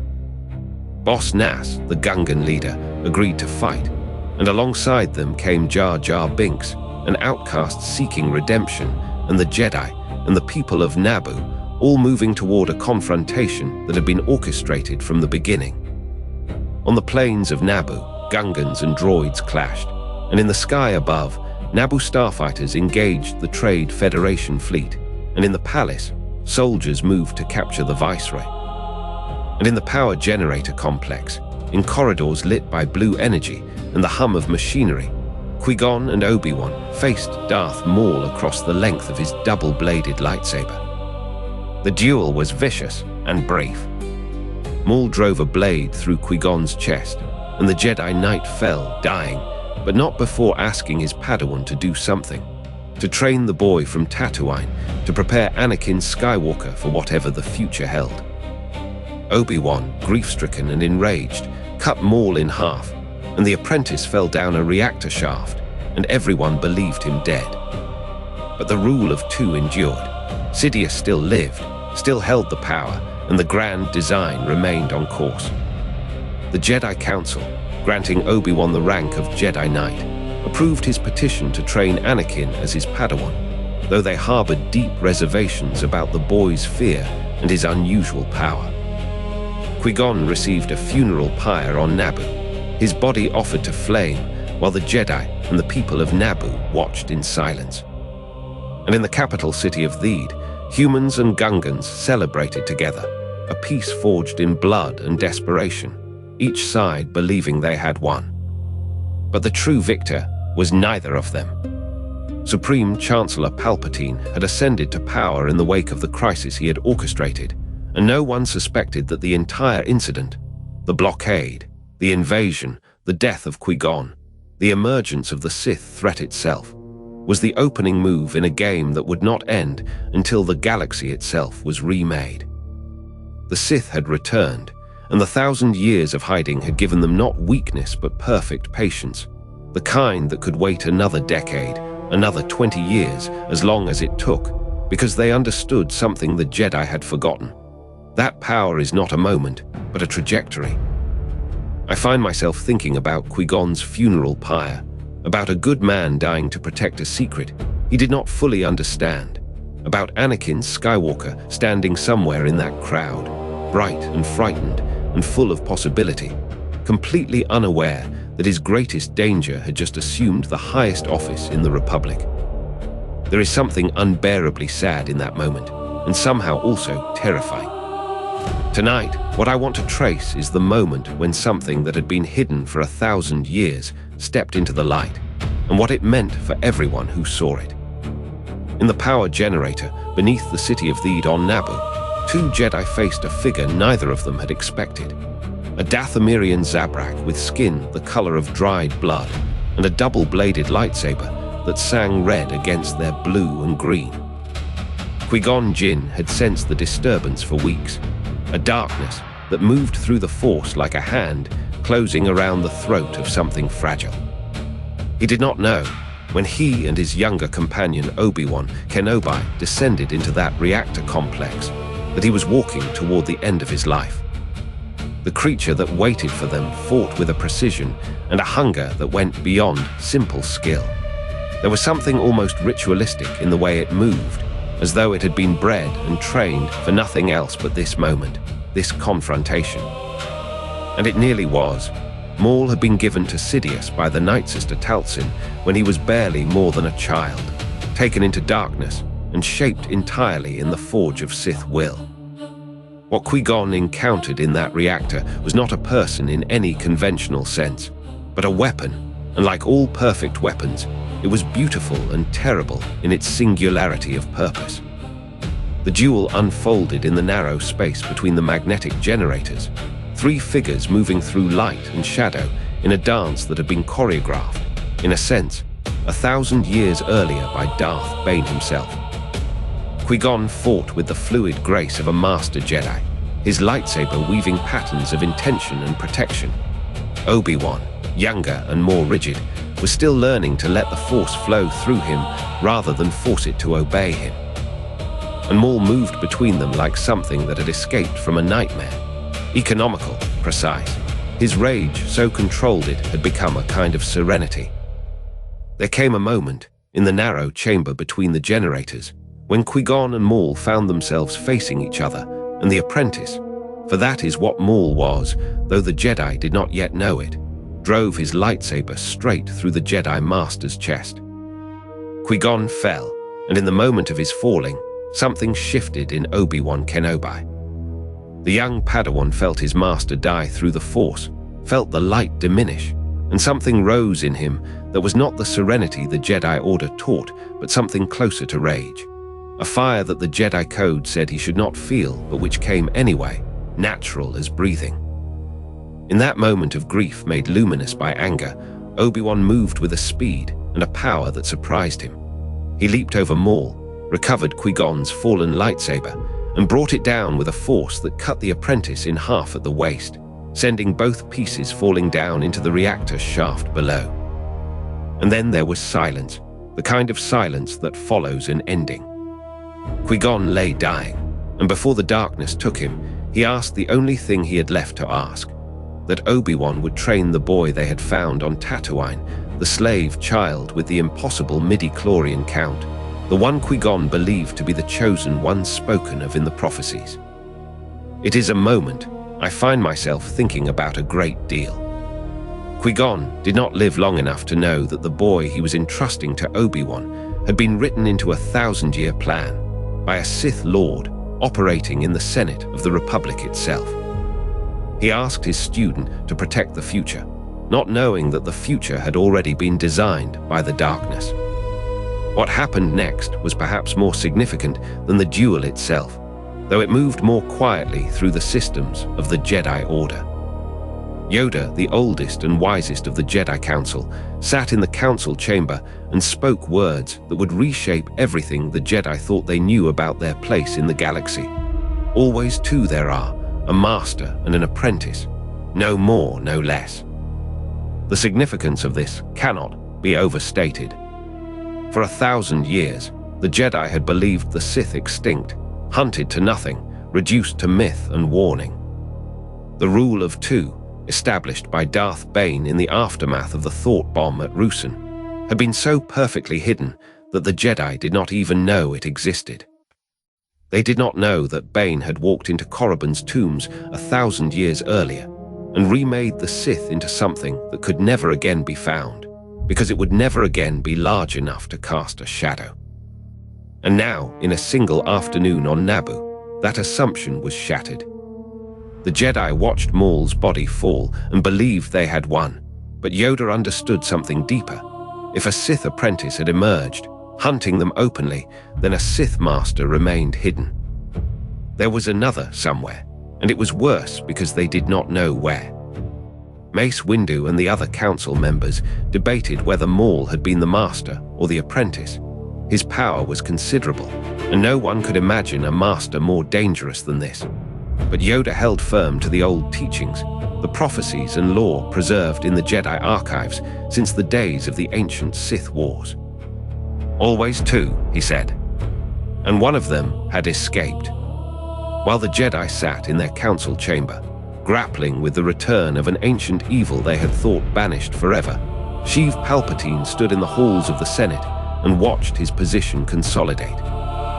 The invasion of Naboo had destabilized the Republic's confidence in Supreme Chancellor Finis Valorum. The government's inability to respond swiftly to the Trade Federation's aggression had revealed the rot at the heart of the system. And into that opening, Palpatine stepped.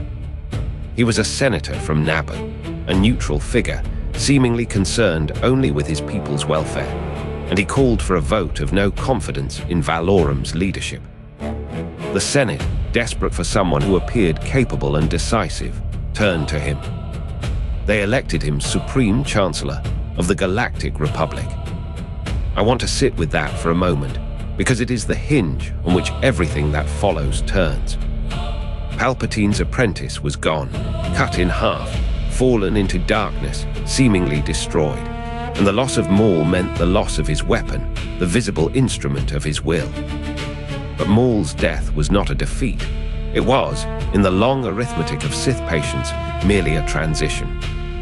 The rule of two had already accounted for this possibility. Palpatine had been placed, over years of careful positioning, into the very heart of the Republic's government. And now, with Maul's distraction having served its purpose, he stood poised to begin the real work. The slow, systematic dismantling of everything the Jedi had built. The funeral of Qui-Gon Jinn on the gardens of Naboo was attended by Jedi and by mourners from the city, and there was genuine sorrow in it, because Qui-Gon had been beloved, and because his death marked the end of an assumption about the world. The galaxy was no longer the place it had been that morning. Obi-Wan Kenobi, promoted to Jedi Knight in recognition of his victory in the duel, received a new Padawan, the boy Anakin Skywalker, the slave from Tatooine with the impossible potential. The child who the Council still did not understand had been written into the Sith's design. And as Obi-Wan took the boy's hand to begin his training, the line was drawn. The Jedi believed they had survived. They believed that Maul's death meant victory, that they had turned back the darkness for another age. But the darkness had not been trying to defeat them in a single afternoon on Naboo. It had been trying to position itself in the very seat of power in their republic, and in that, at least, it had succeeded completely. The 1,000-year shadow had returned, and now it wore the face of a chancellor. By the year 22 before the Battle of Yavin, the 1,000-year design that Darth Bane had set in motion had finally reached the moment for which it was built. The accumulation of absolute power in a single hand, hidden so completely that the galaxy itself did not know it was falling. Sheev Palpatine, now Supreme Chancellor of the Galactic Republic, occupied the highest office in what was ostensibly the freest government in the known galaxy, and he did so without the Jedi ever suspecting who he truly was. The rule of two had always depended on this. the apprentice learning to hide in plain sight, operating in the architecture of legitimate power rather than against it, corrupting institutions rather than destroying them from outside. And now the apprentice had become the master, and the hidden hand was finally moving the pieces into place. He had replaced Darth Maul with a new apprentice, a man who understood the Republic's weaknesses as only someone who had once served the Jedi Order could understand them. Dooku, once called Count of Sereno, once master of the Jedi before he turned away from the Order and took the name Darth Tyrannus. Tyrannus understood what Sidious needed, a public face for discontent, a voice respected enough to draw away the trust of worlds tired of the Republic's indecision and bureaucratic paralysis. And so Dooku had given a speech, broadcast across the holonet, calling the worlds to something he called the Confederacy of Independent Systems, a path away from the Republic toward autonomy. It sounded reasonable, the way poison often does before you drink it. Behind Dooku came the money and the machinery. The Trade Federation, which had tried to conquer Naboo and now moved openly into economic allegiance. The Techno Union, the Commerce Guild, the great banking cartels that had learned over decades that war was more profitable than peace. Sidious had not commanded them to follow. He did not need to. He had simply ensured that following Tyrannus, following the separatist cause, would advance their own designs more surely than loyalty to the dying Republic. That was the genius of the method. The Sith did not need armies of their own, not yet, because they could maneuver others into creating the very forces that would bring the Republic to its knees. But the Republic, even weakened, even shot through with corruption, had something the separatists could not immediately match: the Jedi Order, and the memory of clone soldiers from a world the Jedi had not known existed until Obi-Wan Kenobi stumbled upon it by accident. He had been investigating the attempted assassination of Padme Amidala, the young senator from Naboo, and his investigation led him to Kamino, hidden in the outer reaches, where he discovered that a clone army had been growing in vats for 10 years, commissioned under the name of a dead Jedi Master named Sifo Dyas. I find myself thinking about Sifo Dyas sometimes, about the audacity it took for Sidious to use a dead man's authority as cover for such an enormous creation. But of course he could do it. He had orchestrated the death itself, through Tyrannus, erasing the trail so completely that the Jedi never fully understood what they were looking at, even when they held the evidence in their hands. The clone army was led by one man, Jango Fett, a Mandalorian bounty hunter who had been paid to provide his genetic template, and who bore his own copy of himself, an unaltered clone named Boba, as part of the contract, a son created instead of born. When Obi-Wan discovered them, he had done the thing the Sith rely upon Jedi to do. He had informed the Council immediately, openly, believing that transparency was a strength. And the Jedi, faced with the reality that the clone army existed and that the separatist threat was becoming concrete, had made the choice that Sidious had always known they would make. They had gone to the Senate, and in the Senate there waited Jar Jar Binks, the Gungan representative from Naboo, serving in Padme's absence as junior delegate, earnest and well-meaning, and exactly the tool that was needed.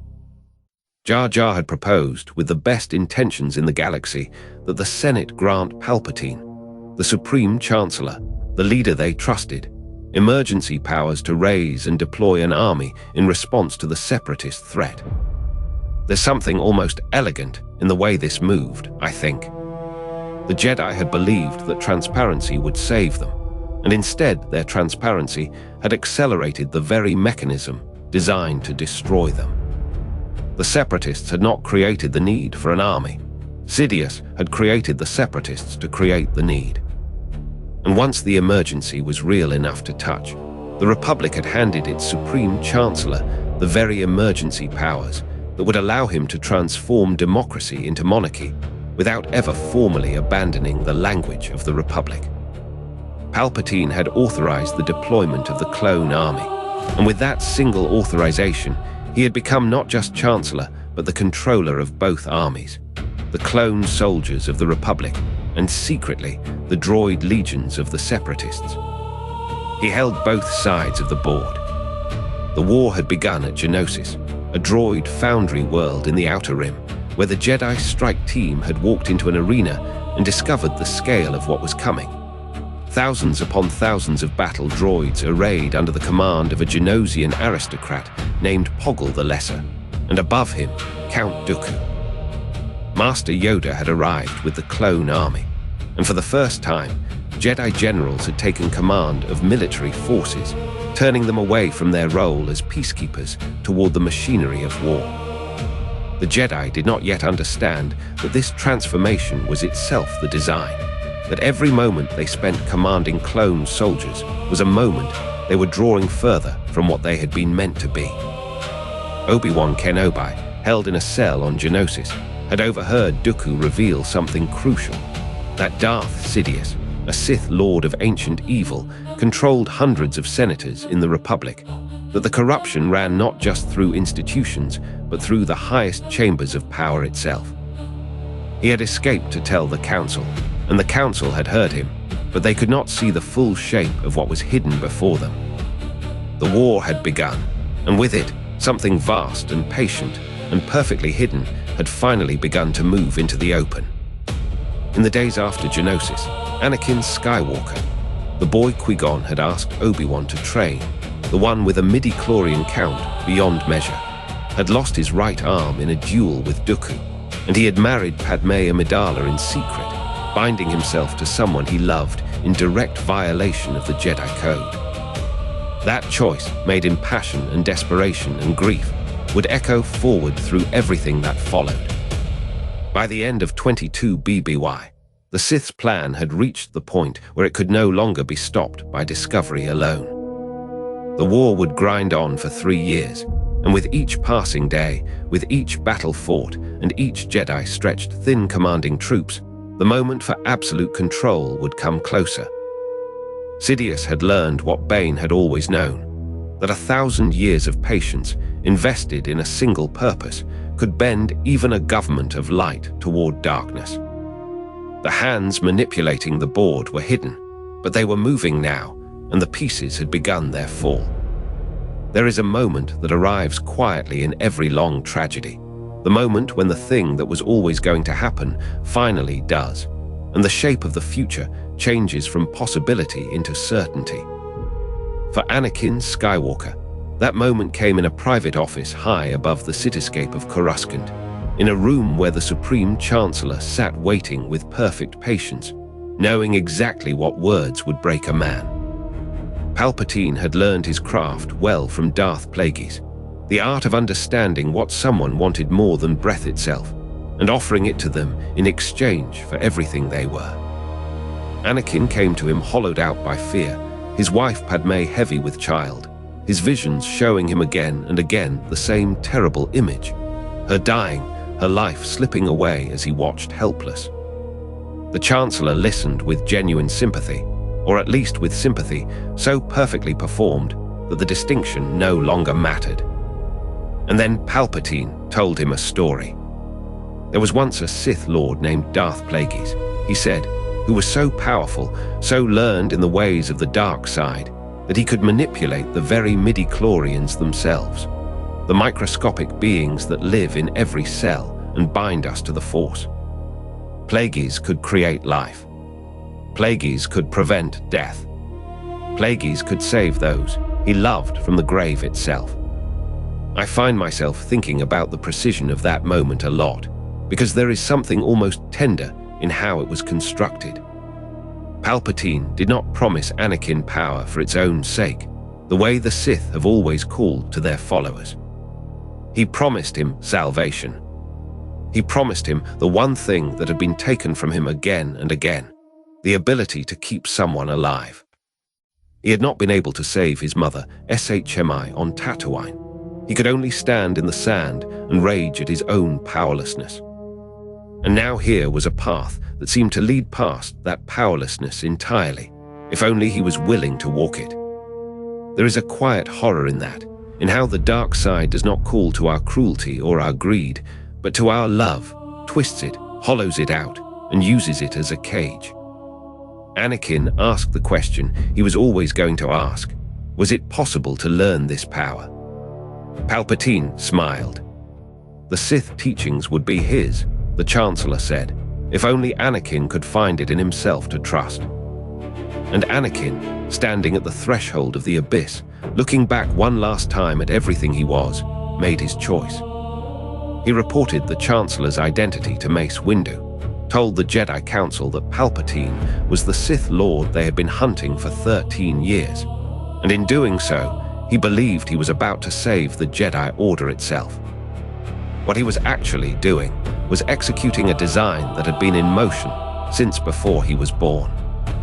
Mace Windu ascended to the Chancellor's office with 3 other Jedi, Kit Fisto, Agen Kola, and Cece Tien, and found Palpatine at his window, looking out over the Republic he had spent 20 years learning to dismantle. The conversation was brief. Windu ignited his lightsaber and told Palpatine that he was under arrest in the name of the Jedi Order. Palpatine rose to his feet. And then, in a handful of seconds, the 3 Jedi beside Windu were dead, cut down by a speed and precision that should not have been possible, the consequences of 1,000 years of Sith knowledge concentrated in a single pair of hands. There are moments in history where you can feel the world tilting, feel the weight of everything that comes after gathering itself, and this was one of them. Windu was extraordinary. He was one of the finest lightsaber duelists the Jedi Order had ever produced, and for a moment, standing on the precipice, he gained the upper hand against the Sith Lord. He drove Palpatine back, overwhelmed him, and had the arc of victory written across his face. This was how you won. You fought with skill and certainty, and the light side of the Force would prevail because it had to. Palpatine screamed with rage and unleashed Force lightning that traveled across Windu's blade, across the metal of his lightsaber, and back into his own body, burning and disfiguring his face until it was something other than human anymore, pale and scarred, the mask of the Sith made literal. Anakin had arrived by then, running through the halls, carrying the weight of his choice behind him like a ghost. He saw Palpatine falling, wounded, his face ruined, and in that moment, something inside him broke open, not because he suddenly realized what he had done, but because he finally understood what he had committed to do. He ignited his lightsaber. Mace Windu saw it and understood the meaning in that single motion: betrayal. Anakin severed Windu's hand from his body with a gesture almost casual in its cruelty, watched the Jedi's lightsaber fall away spinning through the air, and then stood motionless as Palpatine rose, gathering lightning into his hands, and blasted Windu out the window to the city below. There is no redemption in that moment, no hesitation, no internal argument wrestling with what he had just done. There was only a young man who had chosen, and who would now have to live inside that choice forever. Palpatine straightened his robes, his burned face catching the light, and looked at Anakin with something that might have been pity. He told him what he now was. Darth Vader, he said, and the name settled over Anakin like a tomb closing. The Republic you came to the Jedi to serve is finished, Palpatine said, and so the first command he gave to his new apprentice was simple: go to the Jedi Temple and erase it from the galaxy. And Anakin Skywalker, who had been raised by the Jedi, who had walked their halls and trained in their teachings, who had been bound to them by oath and blood and the memory of his master's faith, went to murder them in the night. The 501st Legion, clone troopers he had served with for 3 years, whom he had come to know and trust, marched beside him into that sacred place. And when the inhibitor chips in their brains activated, when the orders buried in their very biology rose up and compelled them to turn on the Jedi they had fought beside, they did what they were designed to do. Operation Nightfall, they would call it later, when the histories were written by the victors. It was the machinery of the Rule of Two finally completing its work. 2 Sith, operating in secret, patient and disciplined enough to turn an entire galaxy into a weapon. While Vader was erasing the temple, Palpatine stood in the Senate, and declared the Republic dissolved. The emergency powers he had claimed years before, consolidated through crisis after crisis, now became absolute. The Galactic Empire was born, and Palpatine, no longer the Chancellor but the Emperor, announced it to thunderous applause, to senators rising to their feet in acclamation, to a burst of hope and relief that finally, someone was taking charge. On a balcony high above the Senate floor, a young senator named Padme Amidala watched the cheers rise and understood, in a moment of terrible clarity, exactly what she had helped build. So this is how liberty dies, she thought, and then did not speak the thought aloud, because it was no longer safe to say such things. In the chaos of those hours, as the Jedi fell and the Empire rose, Anakin traveled to the volcanic world of Mustafar to complete the final task of the day: the assassination of the Separatist Council, the leaders of the Confederacy that Palpatine had controlled from both sides for 3 long years. The war was over because the war had always belonged to the Sith, and now they had won it. Everything had been designed, everything had been patient, and now the 1,000-year goal that Darth Bane had conceived in the ruins of Ruusan was finally complete. The Sith had returned to power, the Jedi were destroyed, and a single master and his apprentice ruled the galaxy unopposed. There was nothing left now but to see what they would build in the ashes. There is a particular kind of silence that falls on a battlefield after all the shouting stops, and I think you know the one I mean: the silence of a thing done, a choice made, a line crossed that cannot be uncrossed.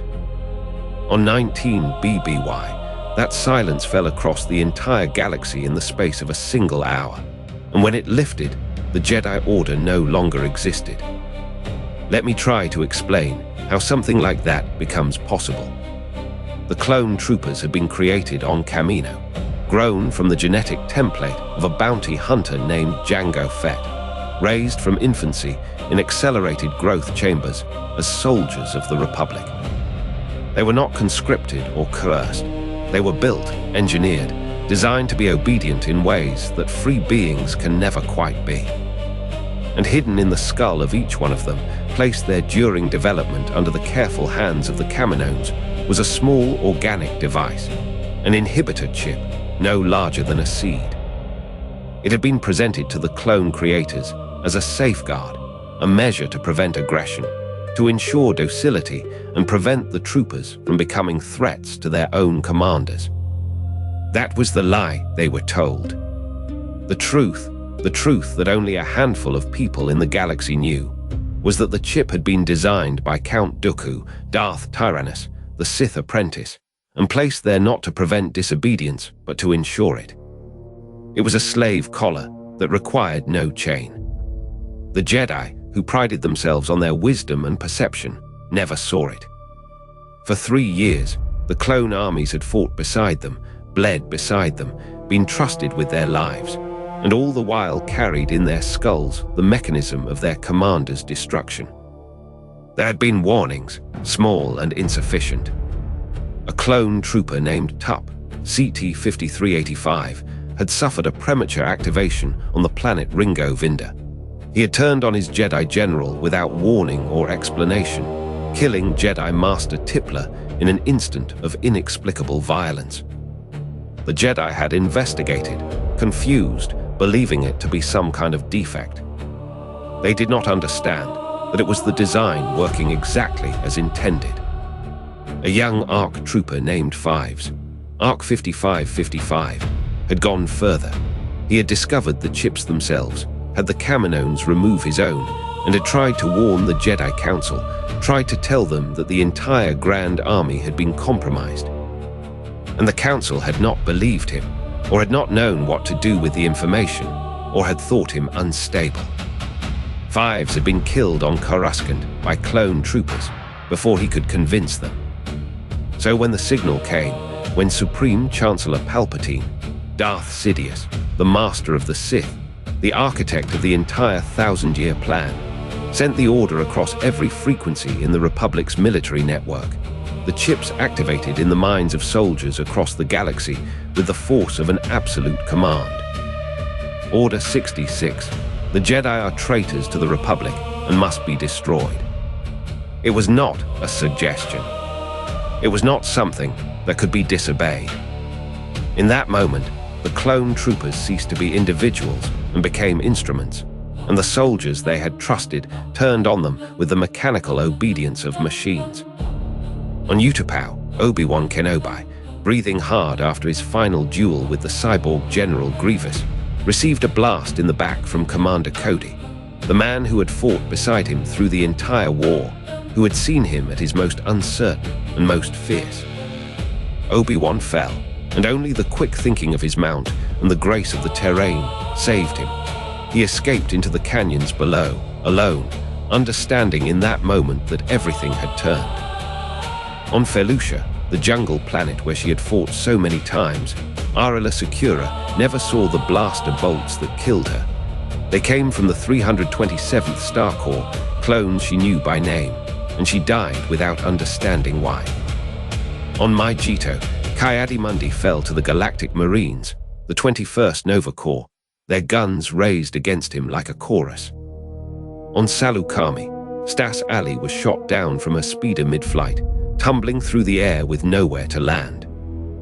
On Kato Nemoidia, Plo Koon's starfighter was struck from the sky by the very soldiers under his command. And across the galaxy, in temples and on battlefields, and in the homes where they had tried to hide, Jedi fell to the weapons of those who loved them, or had learned to trust them, or had simply fought beside them long enough to know their rhythms and their weaknesses. There is something that haunts me about that particular betrayal, not because it was violent, but because of its intimacy. A lightsaber cannot kill you if you do not see it coming. A clone trooper's blaster can. The Jedi had been taught to read intention, to sense deception through the Force, and yet the inhibitor chips bypassed all of that. They were biological, physical, neural, written into the architecture of a clone trooper's brain at the moment of creation. There was no dark intention to sense, no hatred to feel. There was only obedience, absolute and inescapable. On Coruscant, in the heart of the Republic itself, Anakin Skywalker, now Darth Vader, the newest apprentice of the Sith, walked into the Jedi Temple leading the 501st Legion. The temple that had been the seat of the Order for 1,000 years became in that single night a tomb. Younglings, Padawans, Jedi who had been meditating in their chambers, who had been studying in the archives, who had been resting after weeks of war, all of them fell to clone soldiers who had been trained alongside them, who knew the temple's corridors as well as they did. Vader moved through the halls with a lightsaber, and where he went, the greatest of the Jedi fell or fled.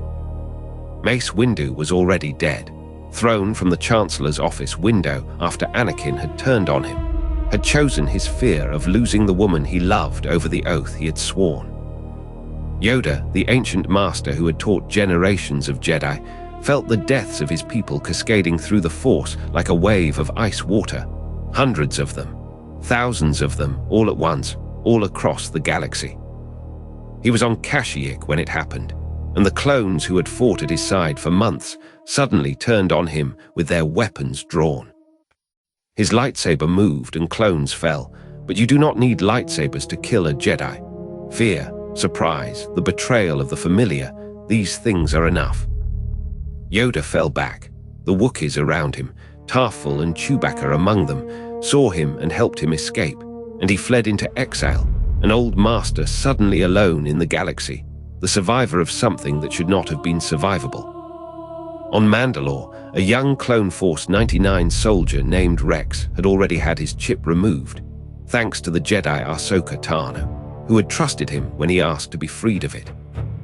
When his brothers turned on her, when his brothers turned on the other clones, his own inhibitor still activated, but Rex had already severed his own neural link, and so he and Ahsoka escaped together, the last two people alive who understood that clones could choose, that they could resist, that the chips were not absolute.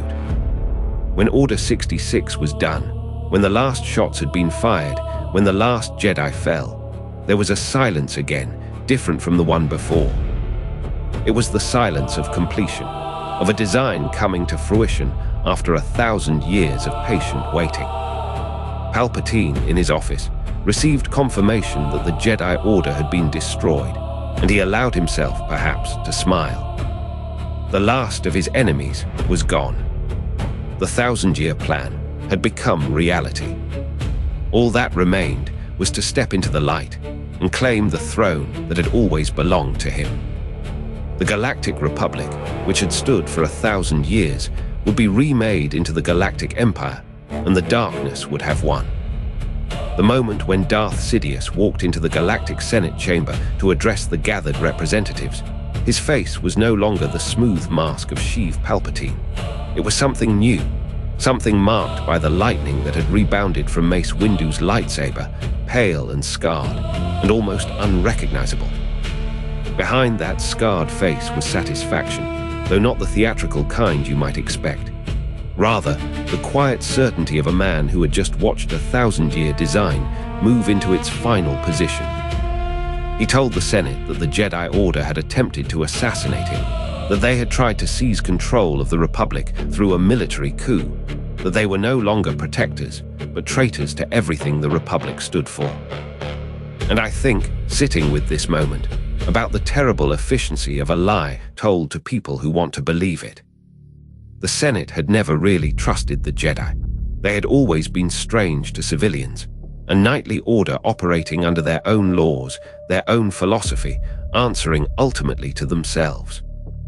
The war had made that distance worse, not better, turning the Jedi into generals rather than guardians, their hands visibly bloody with the decisions of military command.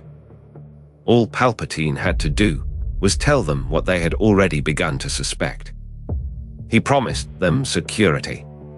He promised order, stability, an end to the chaos and corruption and bureaucratic paralysis that had nearly destroyed the Republic during the Clone Wars. And then he told them what he intended to do: dissolve the old democratic structures entirely, replace them with an imperial government answerable to a single person, himself, and transform the Galactic Republic into the Galactic Empire. There was applause. Not horrified silence, not outrage, not even reluctant acceptance. Applause. Thunderous, genuine applause from the Senate floor as they rose to their feet and cheered for their own powerlessness, for the installation of the chains they would now live within.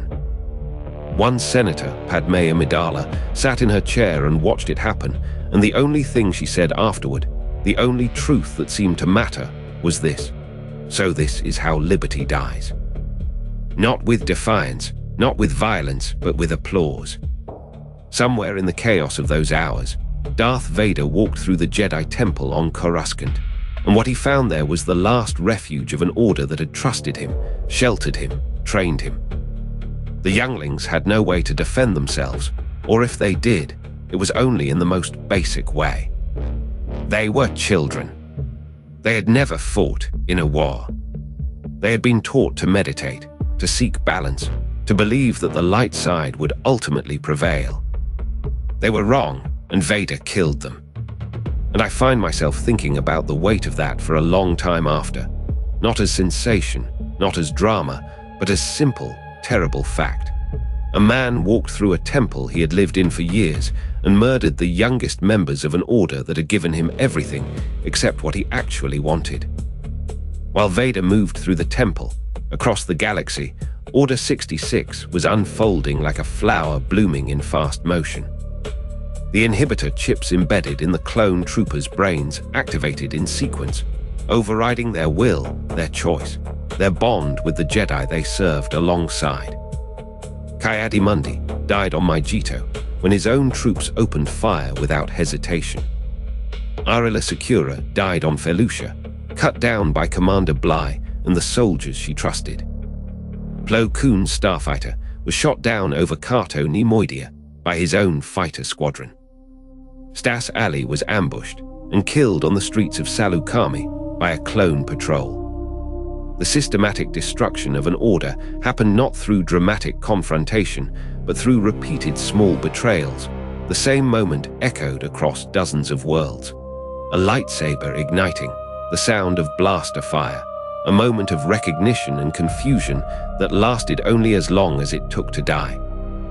And the Jedi, I think, had believed in their soldiers.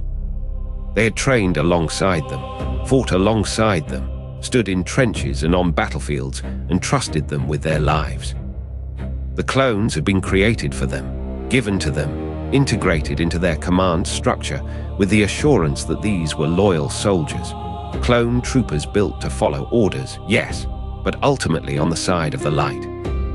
That trust was weaponized against them, and it broke something in the galaxy that would take decades to recognize. On Kashyyyk, Yoda felt the deaths cascading through the Force, not one at a time, but in waves, sudden and violent, and all nearly simultaneous. He was in the forest fighting alongside the Wookiees when the two clone officers turned their weapons on him, and he killed them with his lightsaber because he had no other choice. And then he felt the vastness of it all arriving at once, like a door slamming shut.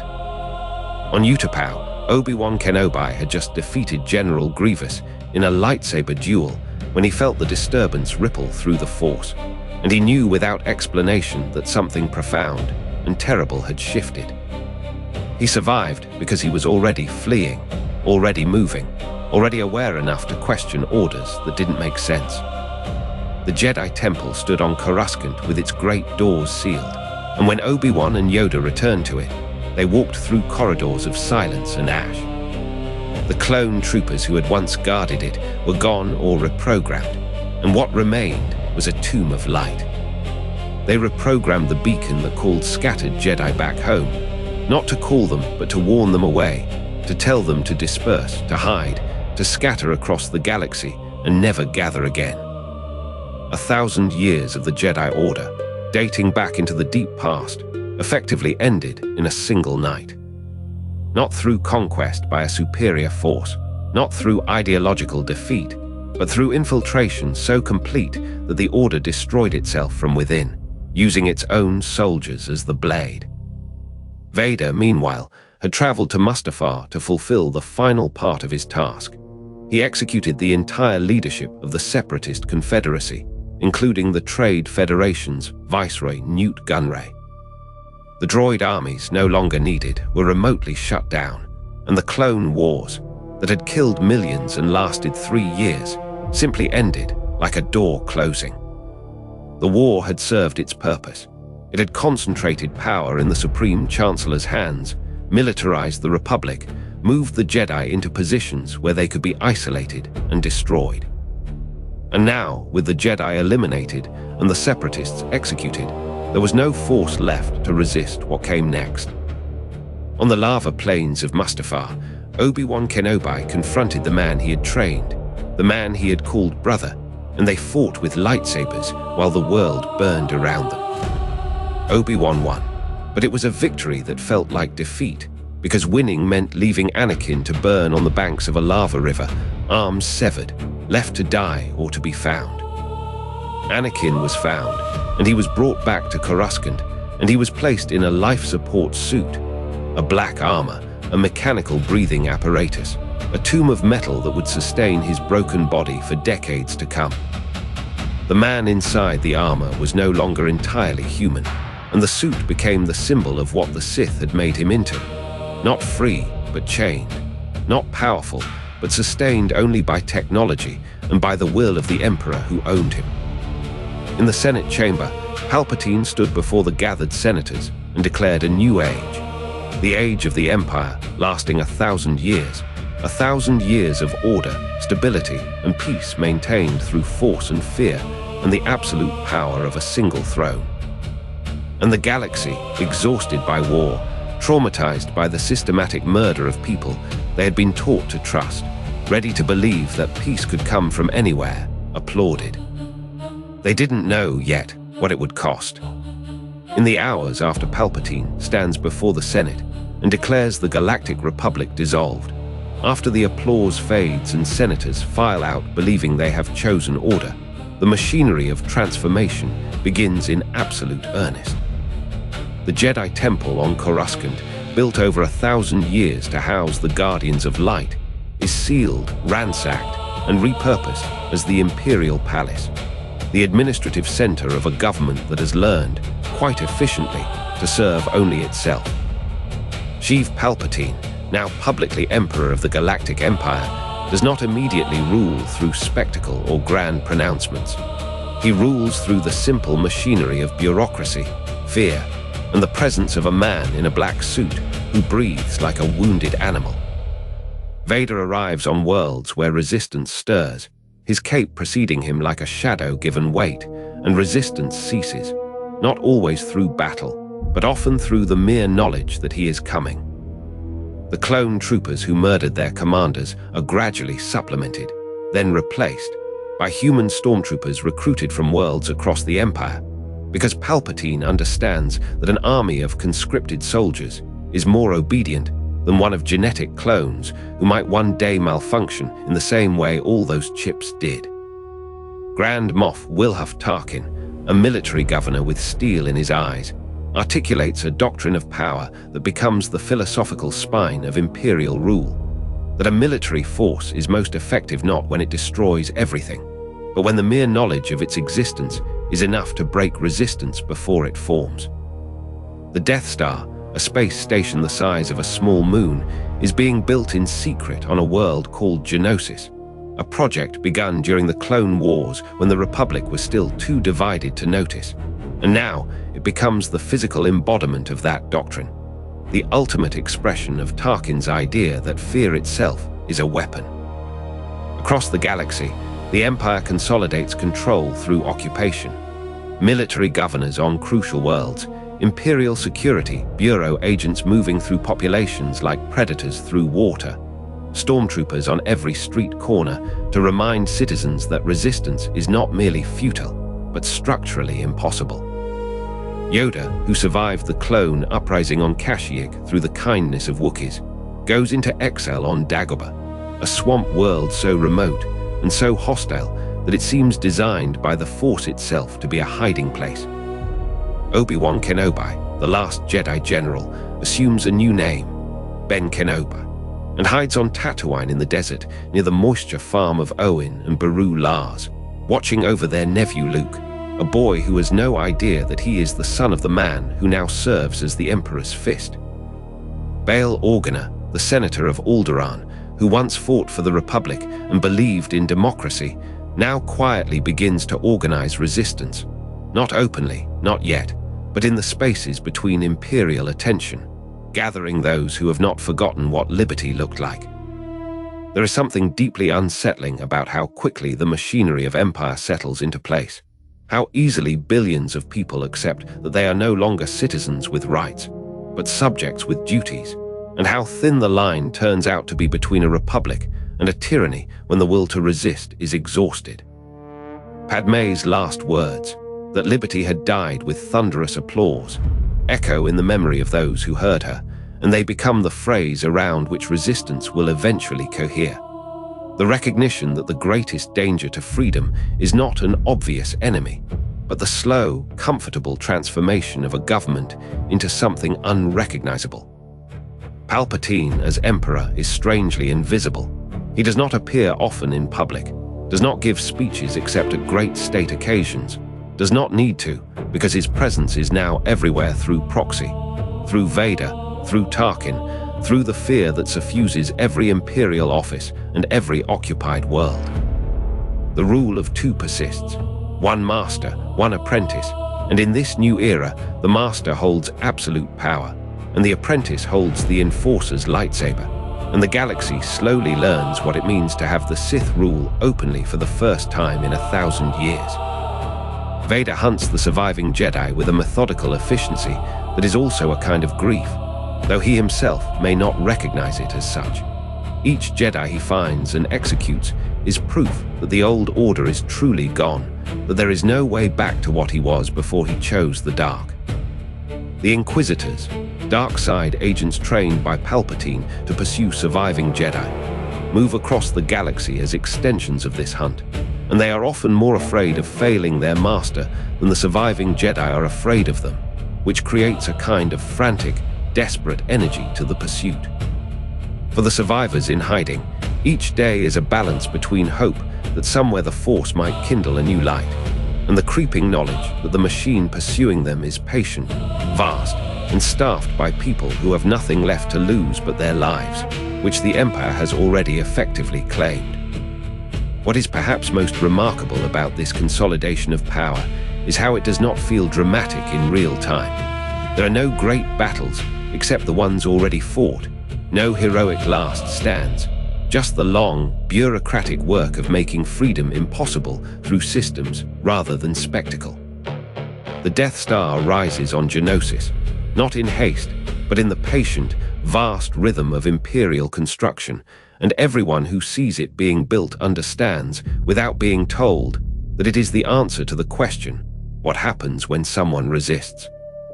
Palpatine settles into the Imperial Palace, into the chambers that were once the council room of the Jedi, and he rules a galaxy that is his at last, and in the quiet hours, he must believe that the 1,000-year design of Darth Bane, two Sith, infinite patience, the slow erosion of everything that opposed them, has finally, perfectly, come to fruition. Nearly 2 decades separate the empires rise from the moment that would finally break it, and in those years, the rule of two achieves something that has eluded the Sith for millennia: stability. Palpatine rules openly as Emperor, seated in his palace on Coruscant, and Darth Vader stands as his enforcer, the apprentice who will one day kill the master, though neither can know when that moment might come. In the beginning, after Mustafar, Vader is something other than himself. Burned past recognition, his body a ruin that must be rebuilt in a black suit of armor and life support, the machines keeping him alive a constant reminder of his failure and his fall. The suit is a prison, and it is also a crown, and it is also a tomb all at once. He moves through the Empire as the Emperor's fist, hunting the last of the Jedi across the galaxy, with a patience that speaks to how thoroughly the dark side has consumed the man who was once Anakin Skywalker. There is Jocasta Nu, the old archives librarian, killed while protecting a list of Force-sensitive children. There is Cal Kestis, a boy who survived the Temple and lived for years as a scrapper on Bracca, pursued by the Inquisitors until Vader himself takes interest. There are others, scattered across the Outer Rim, living false lives, hiding who they are, waiting for a rescue that will never come. The Inquisitorius, that is what Vader calls them, the Hunters, the fallen Jedi turned to darkness, given positions of power in exchange for their loyalty to the Empire and their eagerness to kill their own. The Grand Inquisitor leads them, a pawn who once served as a temple guard, who understands the Jedi's way intimately and has turned that knowledge into a weapon. There are others, the second sister, who calls herself Trilla Sujuri, the 9th sister, the 5th brother, the 7th sister, the 8th brother, Rivas Sevanda, called the 3rd sister, young and ambitious and burning with something that even Vader recognizes as hunger. They are not Sith. The rule of two forbids that, only master and apprentice always. But they are dark side Force users, bound to the Emperor's will, taught just enough of the dark arts to be dangerous and not enough to be a threat. It is a structure that allows the Empire to extend its reach, without violating the ancient principle that Bane established 1,000 years before. Meanwhile, the Jedi who escaped, the ones who lived through Order 66, retreat into exile and silence. Yoda, ancient beyond ancient, settles in the swamps of a world called Dagobah, where the Force flows thick and green and damp, and waits for something he is not sure will ever arrive. Obi-Wan Kenobi goes to Tatooine, takes a new name, becomes Ben, and lives as a hermit in the desert, watching over a boy he was asked to protect. Luke Skywalker, Anakin's son, growing up with his aunt and uncle, knowing nothing of his heritage. There is an ache in that watching, I think. To know what the boy is, what he could become, to see the potential sleeping in him, and to be utterly powerless to train it, to shape it, to give it voice.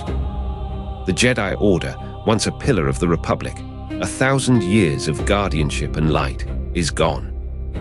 Not entirely.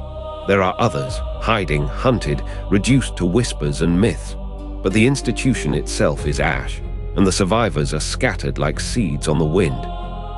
What emerges in those years is not quite government as it had been.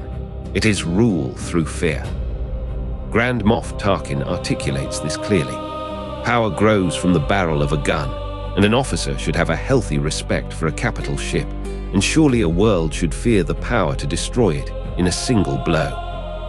The Empire builds superweapons, begins construction on something called the Death Star on worlds like Geonosis, mining kyber crystals, those rare, powerful stones that amplify force energy, and building them into a reactor that could crack a planet like an egg. Galen Erso, a brilliant scientist, is forced to design it, and the shadow of that coercion follows him through the years like a ghost of something yet to come. But rebellion stirs, quietly, in the places the Empire has not yet reached or has grown careless in ruling. Bail Organa, who held his silence during the Terror, who aided Yoda's escape, begins to reach out to others who remember what the Republic was. Mon Mothma, leaders of scattered cells, men and women who have not forgotten that there are other ways to live. They do not call themselves the Rebellion yet. They are too scattered, too careful, too afraid. But the spark is there, taking root in the darkness, waiting for fuel. And then there is Vader, and Palpatine, and the rule of two, maintained in its perfect, terrible symmetry. The master teaches, the apprentice craves power. The tension between them is compressed like a spring, wound tighter and tighter across the years. There is something almost intimate about this, if you can look at evil and use that word. The two of them, locked in a dance that is designed, by its very nature, to end in the death of one or the other. Vader grows in strength, in power, in the dark side arts, but he is also always incomplete, always burned, always in pain. The suit keeps him alive, but never lets him forget that he is broken. I wonder sometimes if that is deliberate on Palpatine's part, if the Emperor chooses not to fully heal his apprentice, because a wounded man is always hungriest, always most willing to do what must be done to become whole. The Jedi believed in balance, in harmony with the Force, in the idea that power should serve peace. The Sith believe that power is the only real thing, that balance is an illusion, that the strong must rule the weak, and the dark side is the true nature of the Force, passion and will, and the refusal to accept limitation. For nearly 2 decades, this philosophy rules openly, and the galaxy learns what it tastes like. It tastes like fear. It tastes like the absence of choice. It tastes like the constant pressure of something vast and terrible bearing down on you, and the understanding that resistance is calculated into the mathematics of occupation, that rebellion is expected and prepared for, that the Emperor has thought several moves ahead. And yet the fire does not quite go out. In the hidden places, in the dark, in the spaces between the Empire's gaze, people hold on to the memory of what was, and begin to imagine what could be again. This is where we are, as we settle into the long night of Imperial rule. The rule of two holding perfectly in balance, master and apprentice locked in a dance that neither can escape, the Jedi scattered and hiding, and the seeds of something that will, eventually, grow large enough to challenge even the Sith themselves. But we are not there yet. For now, there is only the steady dark, and the waiting, and the slow accumulation of grievances that will one day tip the balance toward light. There is a moment, one moment, when the entire architecture of the Sith, carefully constructed and meticulously maintained for 1,000 years, balances on the edge of a knife. It happens in the Emperor's throne room at the top of the Death Star, orbiting Endor, in the year 4 ABY, and the moment itself is quieter than you might imagine. Palpatine has Luke Skywalker in his grip, not literally, but the grip is there nonetheless, and he is torturing the boy with Force lightning because Luke will not turn to the dark side, will not accept that love is a weakness to be burned away. Vader stands nearby, a mechanical man in black armor, watching his son scream. This is the tension that has wound tighter and tighter across 2 decades. The master and apprentice in their terrible dance, each waiting for the moment when power might shift. I find myself thinking about what Anakin sees in that moment, when Luke refuses to fall, when the Emperor's rage makes his face glow with blue electricity. He sees his son choosing love over power.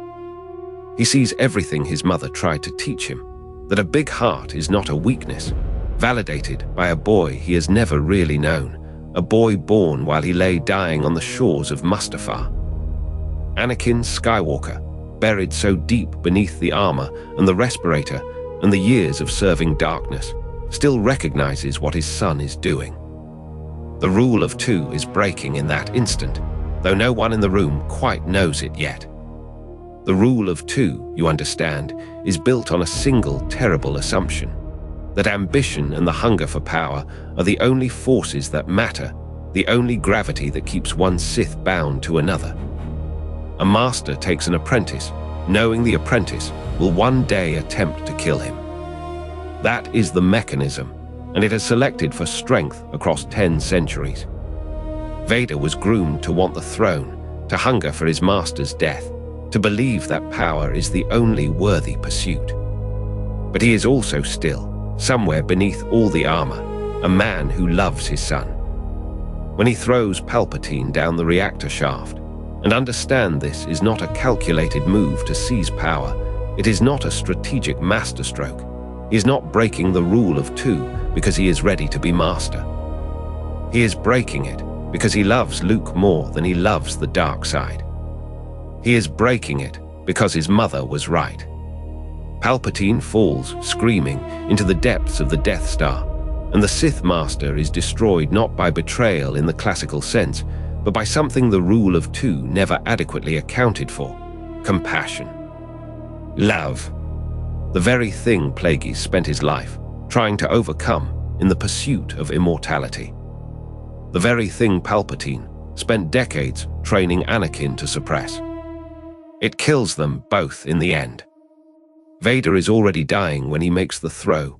The Force lightning has scorched through his armor, damaged the systems that keep him alive, and he collapses in the aftermath, his breath coming ragged through the respirator, his one remaining hand cradling his son. There is an extraordinary gentleness in the scene that follows. Luke asks to see his father's face, and Anakin, the being who has spent 20 years hidden inside the armor, asks to have the mask removed. When Luke takes off the helmet, he sees not a monster but a man, old and scarred, with his mother's eyes. There is still good in him, Anakin says, and it is the first true thing he has said in decades. He dies in his son's arms, and I think the remarkable thing is not that he dies, but that in the end he is himself again, if only for a moment, if only at the very last. The tragedy is not that Anakin redeems himself. It is that it takes destroying nearly everything to get there. The Chosen One prophecy, spoken long ago by the Force itself through mechanisms no one fully understands, is fulfilled in the instant Palpatine falls. Balance is brought to the Force because both Sith are destroyed, and for the first time in 1,000 years, there is no dark side master on the throne. What is remarkable about that prophecy, I think, is that it was never about the Jedi winning or the Sith losing in the traditional sense. It was about balance, about ending the absolute, unchecked dominion of darkness. Anakin accomplishes this not by choosing the light, but by choosing something the Force itself values above the alignment of sides: love. The rule of two, so carefully engineered by Darth Bane 1,000 years before, breaks not because it was weakly designed, but because it depended entirely on the assumption that the hunger for power is inviolable. It assumed that ambition, rage, and the desire to dominate are the deep currents of all being. But Anakin Skywalker, a boy born without a father, raised by a woman who taught him to be softer than the world expects, scarred by love and loss, twisted by fear, and finally remade, chooses something else. He chooses his son. In the wreckage of the Death Star, Luke carries his father's body to the surface of Endor and builds a funeral pyre, and the last of the Sith is cremated in flames that light up the forest like a false dawn. The Rebel Alliance watches the second Death Star detonate from the distance, and in the celebration that follows, Luke sees the Force ghosts of his father, Obi-Wan Kenobi, and Yoda standing together in that strange, luminous way that spirits have. Anakin is at peace, in a way he has not been since, before Anakin Skywalker fell to darkness. The 1,000-year war, the grinding, patient, inexorable war between Jedi and Sith, ends not with a final victory, but with a father destroying his master to save his son. And something about that being the moment the darkness finally breaks, feels to me like the truest thing any of these stories have to say about what the Force actually values. It is not power. It is not dominion. It is the capacity to choose love when everything else asks for darkness, and to be willing to pay the price for it, whatever that price might be. At the moment, Anakin Skywalker threw his master down the reactor shaft on the second Death Star. Something shifted in the galaxy that could not be easily measured or reversed, though what remained of it was far more complicated than simple victory. The rule of two, that elegant and terrible design that Darth Bane had woven 1,000 years earlier, broke not through ambition but through love. And in that breaking, something in the Force itself seemed to exhale. But the dark side, you should understand, does not work the way light does. It does not depend on succession or hierarchy the way you might think, or the way the Jedi hoped it would when they saw their tormentor fall. Palpatine had been patient in ways that went beyond even his own lifetime, and in the years before his death, he had laid plans within plans, contingencies nested like Sith holocrons within one another, designed to persist even if he did not.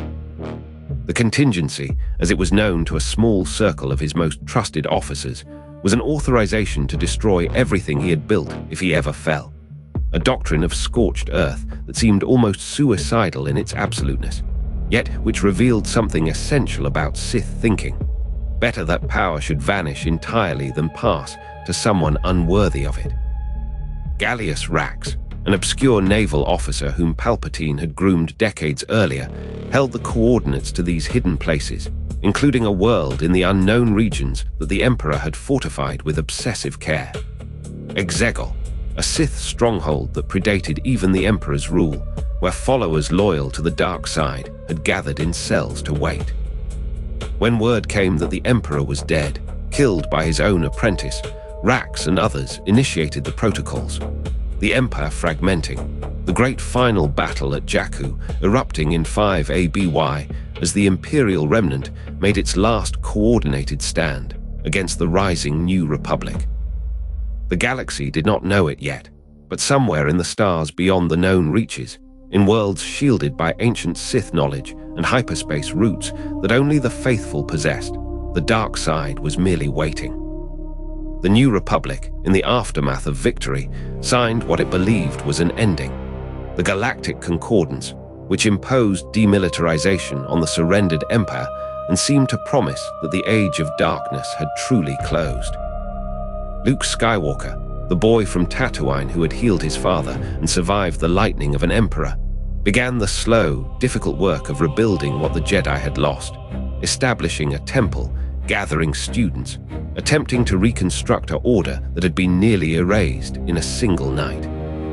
But patience, as you will remember from the story of Darth Bane, is the Sith's true religion, and patience, once planted in the galaxy, does not simply wither away. Years passed, and across the worlds, fragments persisted, not coordinated, not unified, but present, like sparks that had not yet been extinguished. On Exegol, in hidden temples and throne rooms carved into the black stone, followers of the Sith Eternal kept vigil, maintaining the resurrection chambers, the cloning vats, the technologies that Palpatine had long ago discovered in his obsession with the secrets of immortality that Darth Plagueis had taught him. The Emperor, it turned out, had made arrangements for his own continuation that went beyond the simple, desperate measures most creatures might imagine, through processes that combined cloning with the transference of consciousness and will across the dark side itself. He had ensured that death would be merely an inconvenience, a momentary interruption rather than an ending. Somewhere in those vast repositories of dark side knowledge, the philosophy persisted unchanged. Power above all, will above mercy, the rejection of limitation, and the endless pursuit of dominion. But the form it took had fragmented into something other than it had been. No longer one clear line of master and apprentice stretching back to Bane, but rather a web of competing believers, each interpreting the dark side according to their own hunger. In the unknown regions, where the Imperial remnant fled, there gathered those who had learned at least one profound lesson from the Emperor's work: that the galaxy could be ruled through fear, through overwhelming force, through the discipline of absolute obedience, and that this was not weakness, but the only rational structure for an ordered universe. The First Order, as it came to call itself generations later, would rise from these remnants, a militarized successor state that openly carried forward the ideology of the Empire, and within it, a figure called Snoke would position himself to lead, a figure who was, in truth, merely another puppet that Palpatine's will had constructed, a proxy sent to corrupt the next generation of Force sensitives toward the dark side. Luke Skywalker, years into his work of restoration, would eventually face a student named Ben Solo, the son of heroes, and watch helplessly as the boy was turned by this hidden hand, fractured into something called Kylo Ren, consumed by rage and the seductive whisper of power that came from the darkness. The boy destroyed the academy that Luke had built, killed the other students, and became the instrument of a philosophy that should have been broken at Endor, but which persisted like an infection that seemed to require far more than simple victory to truly cure. I think about that often, the way that evil, when it is woven deeply enough into the structure of a people and their thinking, does not simply cease to exist when its leader falls. The Sith as an order, as a rule, as a coordinated structure, had ended with Anakin's choice to love his son more than he feared his master. But Sith as a philosophy, as a hunger, as a way of understanding power and the self, and what one is willing to do to avoid limitation, that persisted in the fragments, in the isolated zealots, in the cloning vats hidden in unknown worlds, in the seduction of a young man who wanted to feel strong in a galaxy that seemed to offer only weakness and compromise. The dark side of the Force, as an old legend spoke, is a pathway to many abilities some consider to be unnatural. And among those abilities, it seemed, was the power to persist even when the one who had mastered it was gone, to spread like a philosophy, like a virus, like a seed planted so long ago that the gardeners who planted it had themselves turned to ash and memory. And so the galaxy moved forward into its peace, into its recovery and restoration, not knowing that in the depths of unknown space, in chambers lit by the eerie glow of ancient technology, followers of a dead emperor waited with infinite patience to bring him back, and others waited with equal patience to use the darkness to remake the world again. One choice, one seduction, one surrender at a time. There is a sadness in that, I think, the recognition that some battles are not won in a single moment, no matter how bright that moment shines, and that light, once it ceases to be vigilant, can gradually be driven back by a darkness that never truly surrenders. In the ruins of what the Empire had been, in the years after Endor, the dark side did not die so much as it scattered, like ash caught in a solar wind, drifting across the galaxy in fragments that would not settle. Some of those fragments, we have come to understand, were deliberate. Palpatine himself, in his final years, had made contingencies against the possibility of his own death, insurance policies written in hidden vaults and secret worlds. One of those worlds was Exegol, a Sith stronghold so ancient and so carefully hidden that it did not appear on any standard galactic map, a place you could only find if you possessed one of the sacred wayfinders, devices inscribed with Sith knowledge and star charts older than the Republic itself.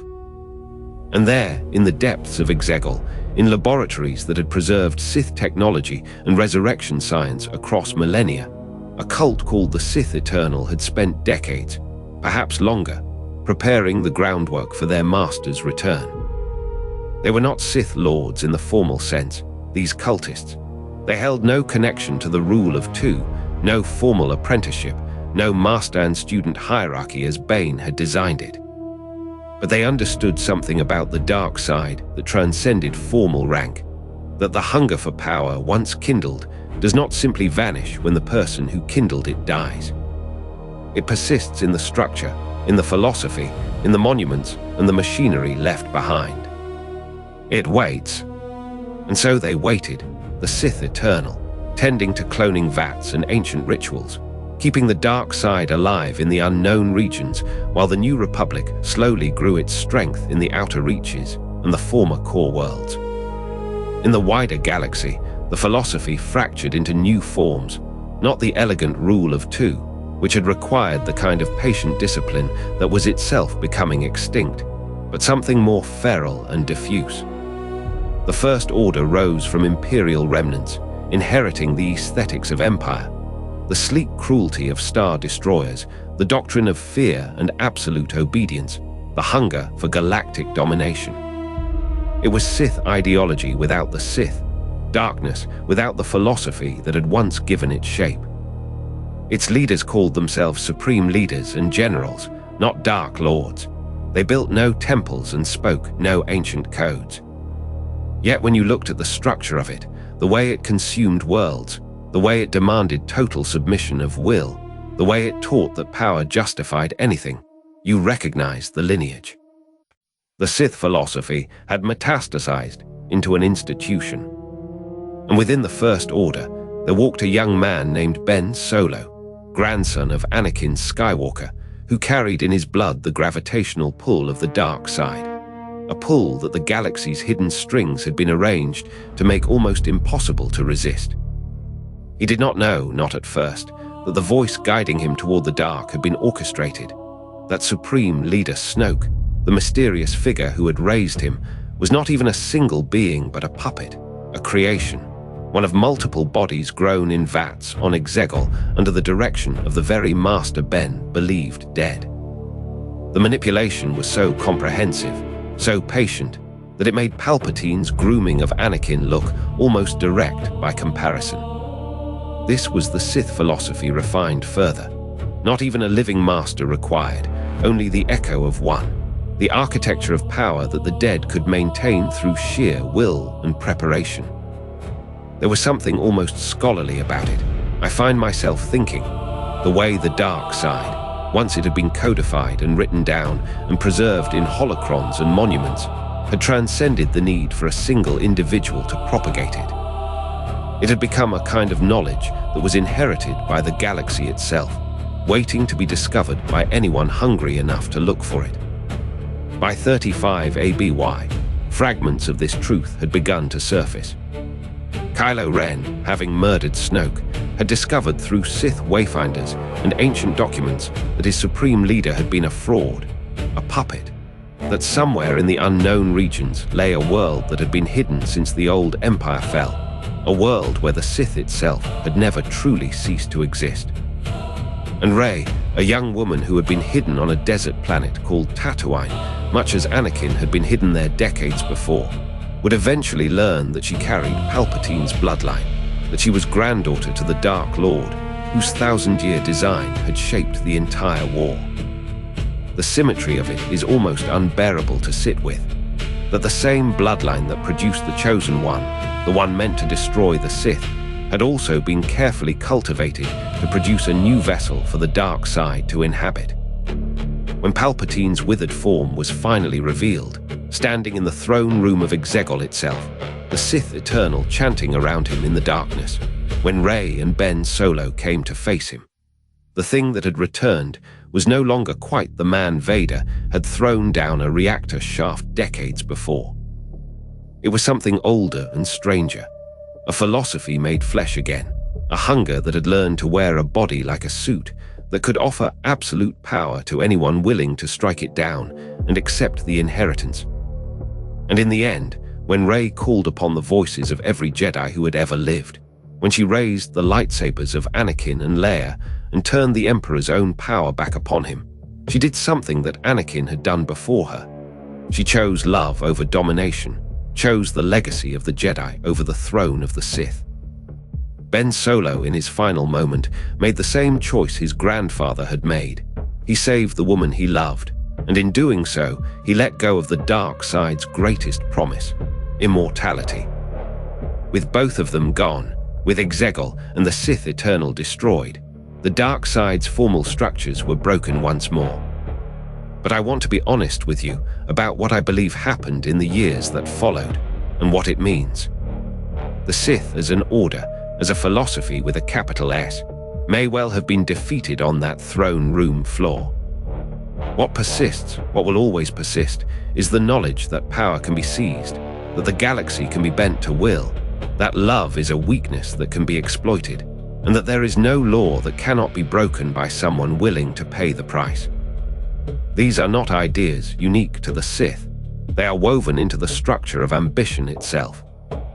And so, in a way that feels almost sad to say, the Sith may be extinct, and the dark side may still be very much alive, waiting in the hearts of people who have never heard of Korriban or the Rule of Two, who know nothing of Darth, Bane, or the Thousand-Year Design, yet carry forward the exact same hunger that the exiled Jedi kindled on a red planet 1,000 generations ago.